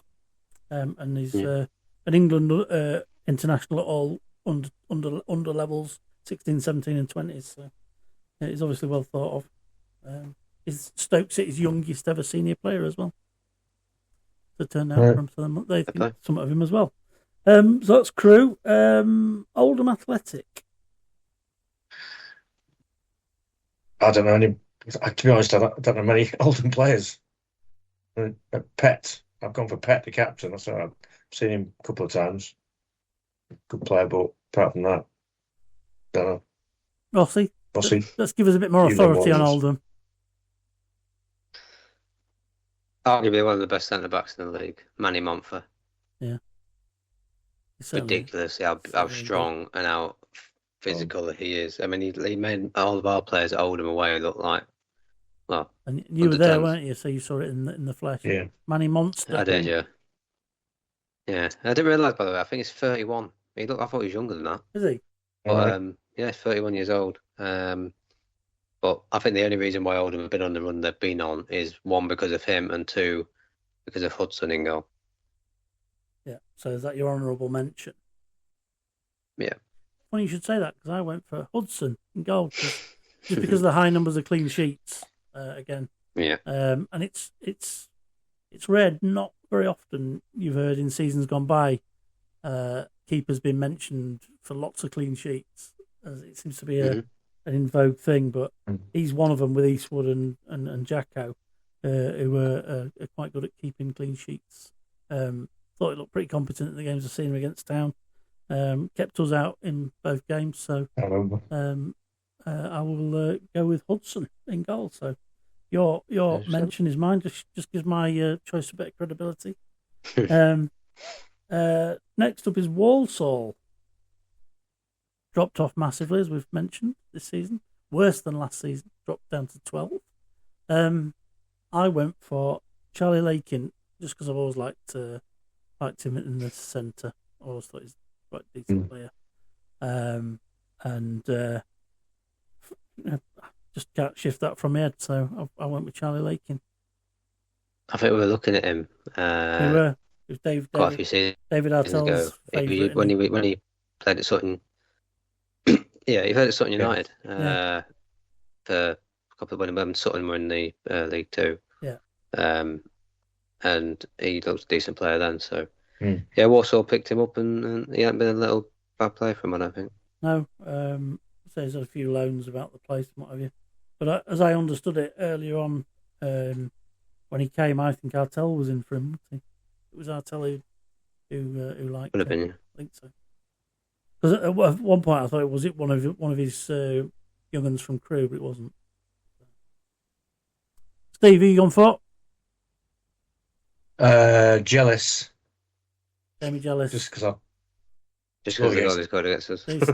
Yeah. It was a cracking goal, by the way, and he is a decent player. I think he's a very good player. What are the odds on him getting a ban for gambling? Not. He got away with it, didn't he? Did, yeah. But he's spent all his time in non-league looking at it, and then I was at Walsall. I think he's a good quality player. I don't know loads about him. So. That goal against us was ridiculous last year. Jealous. It's fantastic. I know it was last season, but he's still in their team, isn't he? And he's still. I think he's just a really back a little quality bit player. at the period where he was looking like he was going to get a ban, and then I think once he's got that off his back, he's been back in. But their collapse has affected everybody, hasn't it? Yeah. Rossi? Other than Rodgers, best right back in the league, I'm going Conor Barrett. Conor Barrett is well thought of, yeah. Very good right back. I think even Artell has it. He's mentioned him in sort of the same sentence as Ivy Rodgers. Said there's some good speaking about like Conor Barrett, but I still think Rodgers is the best. So Conor Barrett is in for you. Next up is Colchester United. Steve. Don't know any of the players apart from Edwards. I've got Edwards. I know Edwards because he's played for Town. Played for us, yeah. Fair enough. We'll let you have that. He's quick. Couldn't. He's quick. He's a good player. Couldn't get round Harvey Rodgers. Couldn't get around the best right back in the league. Rossi. I'm going for Harry Anderson. Harry Anderson. Tell us a bit more about him. I'm not familiar with him. Midfielder. I think he's had probably the best season he's had with Colu. Only con to him is ex-Lincoln. He was at Lincoln for about 4 seasons, I think. But no, he's a very, very nimble and very attacking midfielder. A bit of a Cam again. Like I say, I think he's had a good season, Colu, this season. I've gone for John Terry, player owner. No, I haven't. I've gone for Jack Payne. Just think I love him as well. Yeah, he's like dynamite, and he's a little box of tricks. He's one of them exciting players. You don't know what's coming. He probably doesn't. I just noticed there's a player called Frankie Terry, plays for Colchester. Is there? Is his lad? Yeah. Well, I'm presuming so, yeah. The only other honourable mention I'd probably give, because of his young age and how well he started until he got his injury, was probably Embick, Oh yeah, the striker. Oh, yeah, yeah. who's his parent team? Charlton. Couldn't Is it Charlton and Bick? tell you. Off the top of my head. I seem to think it's Charlton. Yeah. Not sure. John Terry's not his dad. It's Paul Terry is his dad. Yeah, John Terry's his uncle. Yeah. Uncle Paul. And Paul Konchesky. Paul Konchesky is his uncle, yeah. Nice. So That's great. there's a link there. He got his Uncle Paul. So that's Colchester. Fleetwood Town next. Go on, Rossi, you know your stuff. No, pass it to me. Yeah. Steve doesn't know people in Fleetwood now. Fleetwood, I mean, I've got Helm. No, I've no idea, to be honest. I've gone for Mark Helm. I've gone for Mark Helm. Mine was I do sort of know him. He was of the players that they had. He was he was the one that was most of a pain, and I didn't think they were very good. So no, Payne plays for Colchester. No, he was a pain. Yeah, for Helm. Mark Helm.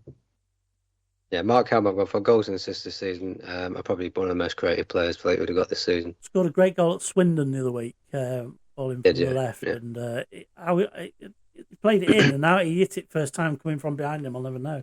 It was a great goal. So heated agreement on Helm. Could he scored Saturday. Then. If it had been a shit house, we could have said he was a bit of a helmet, but we don't need to make that link. Bristol Rovers. I've gone Avamrich. Just thought he's looked class in some of the games that I've seen him in. He's been alright. And they've had a rough season, so he's probably a bit of a diamond in the rough for them this year. Ross? I've gone for Fabrizio Cavan. Yeah. First season with the Gas this season, 10 goals already scored this season. It's his first season with the Gas, but he'll get over it. Yeah. But no, it looks like a very promising aspect. I've had that trouble myself from time to time. I've had every season with the Gas at Blundell Park. Steve will probably tell you. Yeah. Steve. I picked one of the players that I knew, Ellis Harrison. Yeah. He's been there he was there in the playoff game, wasn't he? Yeah, did he score against us? Yeah. That game. He scored against Saturday. He's been there. He left there, didn't he? He's not been there all that time. No. But he's I think he's just a really good striker and looks quality where he plays against us. Yeah. So he's 32 now. So he's been around for quite a while now. Scored at the weekend. His name rang a bell from when you he played in the final. In the final, I thought he scored. Did he? Have I got that right or not? I think so. Yeah, I think he did. Yeah, I think he might have got the goal. Anyway, so he's a shout. Was it Bristol Rovers 185 games between 2011 and 2018, and then back to 35 now, and was on loan at Walsall before that. I knew his name from Walsall. He's got a lot of goals. Seven goals. Yeah. We came up against him last season, I think. And he's been at more than Milton Keynes, Duns, Port Vale, Fleetwood, Portsmouth, Ipswich, and Hartlepool. That's Bristol Rovers, so we've got Avamrich. Brain's gone. Cavan. And your man Harrison. Next up is Accrington Stanley. Who are they? Exactly. I've gone for Sean Wally. I think he's been one man you can go for. Consistent. I mean, can't stand him though. He's a knobhead. He's cheating git. He just chucks himself on the floor all the time. Yeah, I've not noticed so much of that, but I just think he's been solid and enduring he's always been same sort of quality whenever I've seen him over the last few seasons playing against Town. And when I've seen him in highlights not playing against Town, he's looked consistent and solid. I mean, that effort he scored that was disallowed, it was they'd already blown up, everybody had stopped. Yeah. It was. Yeah. Thump was just showed his quality, although it didn't count on that occasion. Ross, you've gone for him as well. I've gone for him anyway. You did. Yeah. In the absence of knowing anyone else. Well, no, he is a good player, I know, but he's an annoying player. Is that a bit more? I like Paddy Madden. I always like him. Yeah, but I don't think he's pulled the trees up like you'd hoped he could. I know he hasn't. I don't think he's done as much as they would have hoped. No, I mean he's got. But and you, Ross, did you go for Wally as well? I've gone for Sean Wally. Yeah, that's a bunch of Wallies then. Yeah. Class midfielder. I think Aki fans will miss him once he's gone. I don't know how long he's got left. How old is he now? Must be well in his 30s. Playing wise, he's 38. Yeah. I mean, that's old. Yeah, it's 38. By any stretch, isn't it? It's really old, that. By any stretch of a football. Yeah, got long. Yeah. 38. Yeah. If it's not his last season, it won't be long, will it? Might we get to 40 and stop. So that was a round of Wallies there. Gillingham. Rossi. Literally all I put was we all want him back. End of fucking story. Andy Smith. Sold. That's what I said. Andy Smith. Yeah, we've got a better player than him now, though. Maldini. Grimsby status, just because he's Grimsby status. And I don't care for any of them. Like, you couldn't sell me a Bradley Dack or any of them tossers. So I was sold on him as soon as I remembered he was there. But that'll do me. Sold. Heated agreement on that one, are we? No. You got another one? No. I've gone for the goalie, Glenn Morris. He's 42. He's old, isn't he? Yeah, he's getting on, isn't he? And I tell you what, he's pulled off some saves at the weekend. Yeah. You know, and he's a good keeper. Yeah, for his age, and against us. So for 42, probably the oldest player in the EFL League Two. Yeah. And I know my mate Adam likes him. He's been there for God knows how long. So I've gone for him. Glenn Morris, 42-year-old, pulled two fantastic saves off at the weekend. We'll let you have that then. What about Shrewsbury Town?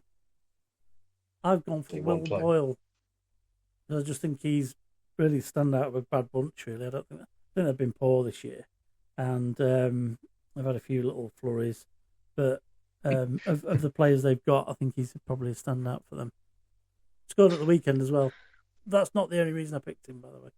I remember him going to he was picked up by Wrexham money when they got famous. Will Boyle. They pulled him in. And, Boyle, yeah. And he looked a decent player, so I've liked him for quite some time. Bossy. I literally had to pick someone. No one pops out to me. Another veteran, spent a lot of time at Stoke and Hull in the Championship. I've gone for Sam Clucas. Lucas, yeah. It's quite a big name that for him, but yeah. Is it Shrewsbury then, isn't it? Yeah. Is it Shrewsbury? Yeah. He's been there this season. Did play Saturday. Steve, do you pick anyone? I went for Lloyd because he's played for Town. George Lloyd. It was either him or Marquis. Yeah. John Marquis. So he's just a diver. Yeah. He's a knob and all. He did it at our place. He did it in their cup game with Wolves as well. They've got KBA, but they've not got the KBA, have they? Ismail KBA on loan from Arsenal. Cheltenham Town. I know who Ross is going to pick. Go on, Rossi, tell us. What are you on about? Who? Tell us. Tell us, yeah, that's him. Isaac Hutchinson, it's got to be. Scored at Blundell Park early in the season before we went and scored 7 at the other end. Yeah. Talisman for the Robins this season. On loan from Bristol Rovers. Yeah. I think Cheltenham will want him permanent next season if they can get him in. 13 goals, 4 assists. That's before Saturday. I don't know if he did get a goal, so that'd be another one added on to that. For a team that's lower end down the table and was struggling at one point, thinking they're going to get relegated, I think he's done quality for him. Yeah, I think you're right. Yeah. Like I say, he was of notice. Was he Bristol Rovers originally? Is he Bristol Rovers player now on loan? He's Bristol Rovers on loan to Cheltenham. Yeah, he's played for both, hasn't he, this season? Yeah. Yeah, he went back. Yeah, they recorded him and then sent him back. Yeah, sent him back again. I got him as well on the same basis. Like if you're going to see him score this season, best to see him score on the back end of a 7-1 defeat at Blundell Park. Yeah. Definitely not a game to miss. That 7-1. Well, I wasn't there. Was you not there, Steve? Oh no, no, so I can't really. What a mistake to make. What a mistake. I was going to go for Harry Pell. Harry Pell, but then you found out he'd retired. Yeah. I've gone for. Who did I go for? Was that me? Yeah, I went for Joe Day, the goalkeeper, because he let 7 goals in against Town. So he's a great player. Tranmere Rovers. This is going to be a tough one this season. Tranmere Rovers. Oh. Mine's funny, to be fair. Is it? Sure. Go on. I've gone for Nathan Smith. Nathan Smith. Go on, tell us why. Who? Very, very good centre-back. Believe it or not. Probably needs somebody to tell him that. Yeah. No, he spent, Jesus Christ, I don't know how many years. Most of his career, I don't know how old he is, but if you look at his track record, I'm pretty sure most of his career spent at Port Vale. Yeah. Port Vale has literally been his team. Then he moved to Tranmere in the summer. He's a very hard centre-back. He's a very good centre-back, but came into strength in Tranmere's back line, but nothing is stopping them conceding goals. Yeah. Mm-hmm. Nathan Smith, he's 30 years old. I mean, had many clubs. Port Vale, Port Vale, 370 appearances. Yeah, very, very much Port Vale. Who you got, Steve? Amari Patrick, just the way he bamboozled Van Thorsen in that home game. Or didn't. It's still in his pocket. I do like Amari Patrick. I'm just going for players. When he's on form, he can be a decent player, but he hasn't. Can't take a penalty. He hasn't. He hasn't really made the grade this year as you expect. I said to other Tranmere fans that Patrick's the only one really as a threat going forward. You haven't got anyone else. And you need to get a striker in to start scoring goals. They've got Joe Ironside in from Doncaster, and he's been dog shit. Christian Dennis. And him is, yeah. Oh, fucking hell. You could be making him do this at the end of the season. Amari Patrick, I don't think whenever I've seen him, I don't think they're playing him. He should be striker. Yeah. You play him on the wing, and he I don't know. Of late, they don't use him properly. A lot of people said he doesn't look arsed. I don't know, if that's still true, but whether Pete Wild is getting anything more out of him. But was it him that missed the penalty at the weekend? Yeah. Yeah, it wasn't. Yeah, he missed the penalty. Good save, but it was a bit like the Cookie one from last week. I've gone for Charlie Whittaker. I'd liked him. Obviously, keep an eye a bit on Tranmere because of my mate. He's sort of played half the season, but he's got 10 goals in 25 games. Scored against us and has looked like he's going to break through. I was surprised to see he's not in the team at the minute. So I don't know if he's been injured or what, but he's only 22. He's had played half a season at Notts County, half a season at Tranmere. Quite like the look of him. Crawley Town. I've gone for a soft spot player for me. Yeah, I have as well. I've gone for Theo Vassell. Theo Vassell. Was he the one that was at Barrow? Is that the same guy? He's at Barrow, centre back. He's been at Barrow and he's at Salford as well. Just a bit of a fouler in the penalty area. I remember. Did he score against us? I think he did, yeah. And they were just roughhousing us, and they were lots of pulling and pushing went unpunished on that day. Yeah, but I like him as centre back. I've always liked him. I don't know why. I'd have liked when he was doing well. I'd have liked Town to go after him, but he was a free agent at one point, and I thought we were going to go in for him, and he went to Barrow instead.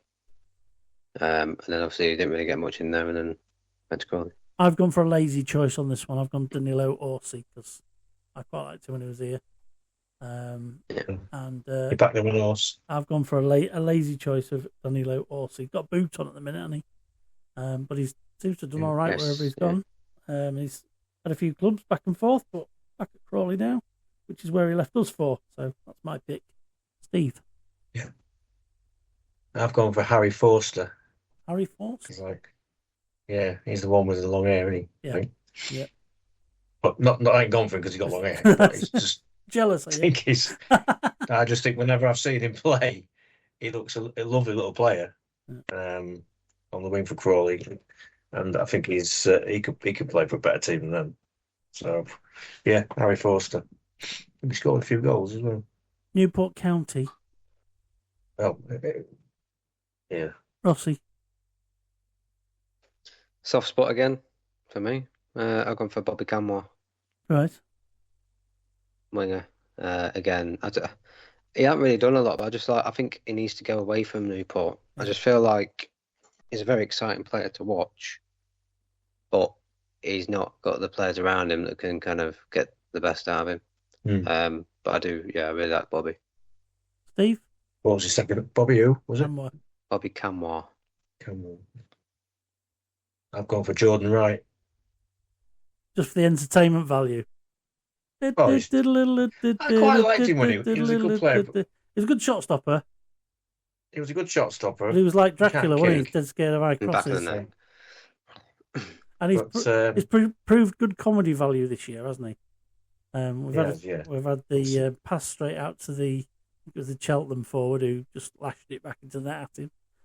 We've had the cock up at Milton Keynes. And there's been one or two others as well, which kind of proves is the ongoing. I know when he was here, he got a bit. I thought he was just getting good, getting more confidence, and then it all went a bit tipped up. And I can't remember how he left now. Did he just? Yeah, we just said he can go at the end of the season, didn't we? And he went. Yeah.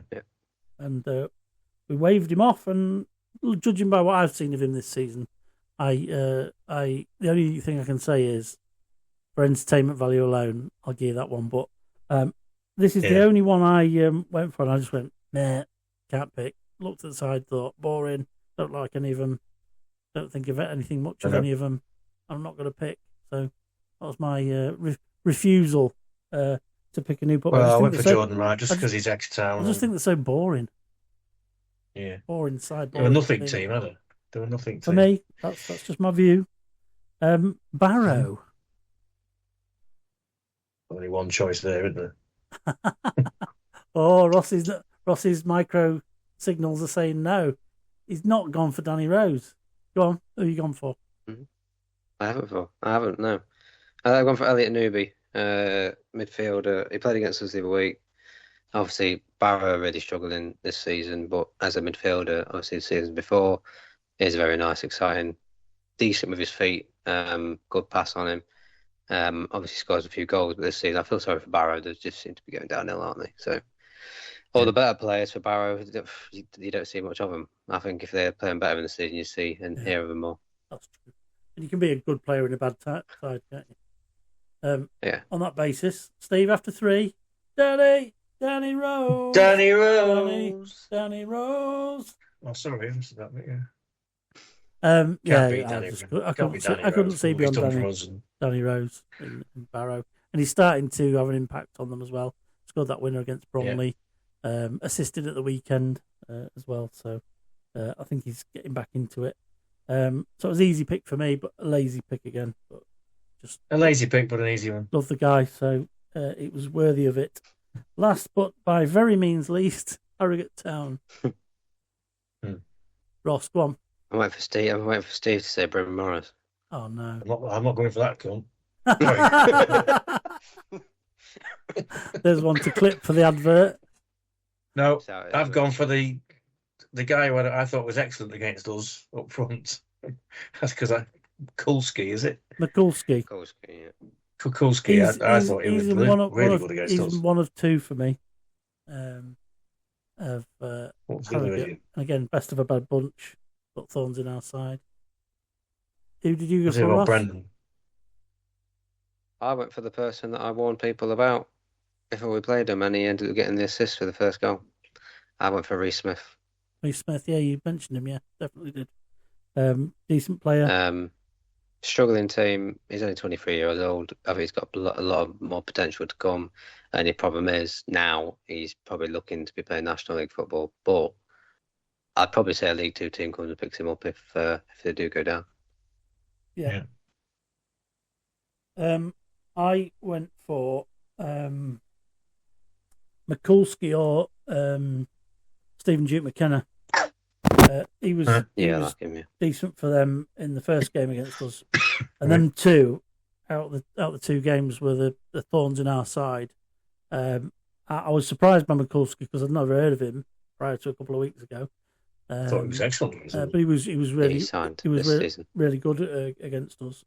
But Stephen Duke McKenna, because I'd heard of him prior to that, and I've seen him more, I'll go with him. But with a special mention to McCulsky, who has sort of seen our attention more of late.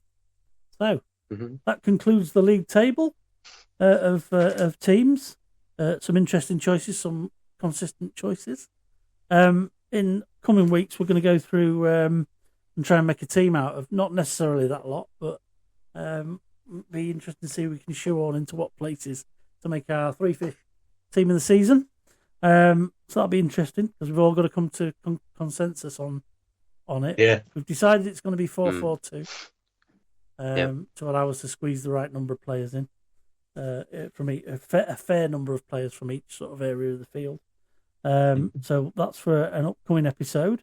So well done on going through all that little lot. So just really back to recap. Town in a good spot, in the driving seat if we want to be. Big game tomorrow night against Cambridge. It'll be tonight by the time anybody hears this episode. Really looking forward to it. Rossi, you're not making it because of the move, so will you be watching? I'll be watching Chesterfield versus Grimsby, not Cambridge versus Grimsby. Did I say Cambridge? Yeah, you did. Been a long That's shift. the following week. Been a long shift. I'll go to Cambridge and I'll see you next week. No, well, I'm picking you up. Steve's driving, so we're all right. We're all right on that one. Big game against Chesterfield tomorrow night. Looking forward to that. Will be quite important, as you say. Rossi, not a one to lose. Definitely one to win. We'll see how we get on. Looking ahead, we've got Gillingham the weekend after, then Cambridge, then Swindon, and then it's the end of the season. So rapidly approaching. As we said, next week we've got the interview with Ben Chapman coming up. So we thank you for joining us. Thank you for joining me today, gents, and going through all that League Two data and information. We look forward to catching up the weekend, hopefully with some good news. Might be a vlog out of the Chesterfield game if we get some good content. So we'll see what happens there. Yeah. So vlog this week, weekend episode to cover Gillingham, and then Ben Chapman in the week next week, and then our coverage of Cambridge and Swindon on the weekend episode. So plenty to look forward to. Hopefully a little bit of time for some people to catch up with the content we've already put out. We've had some really good feedback on the quality of guests we've had on, and the fact that people are struggling to keep up with us, which is a good thing in some ways. So over the next week or so, hopefully some of the match led ones will be easier to keep up with, and the guests we can come back to in the week after next, which is or next week with Ben Chapman. So on that note, any other business, chaps? No. Comprehensive episode this week. And on that note then, we'll say up the Mariners, go and beat them Spyrites. Up the Mariners. Up the chuffing Mariners.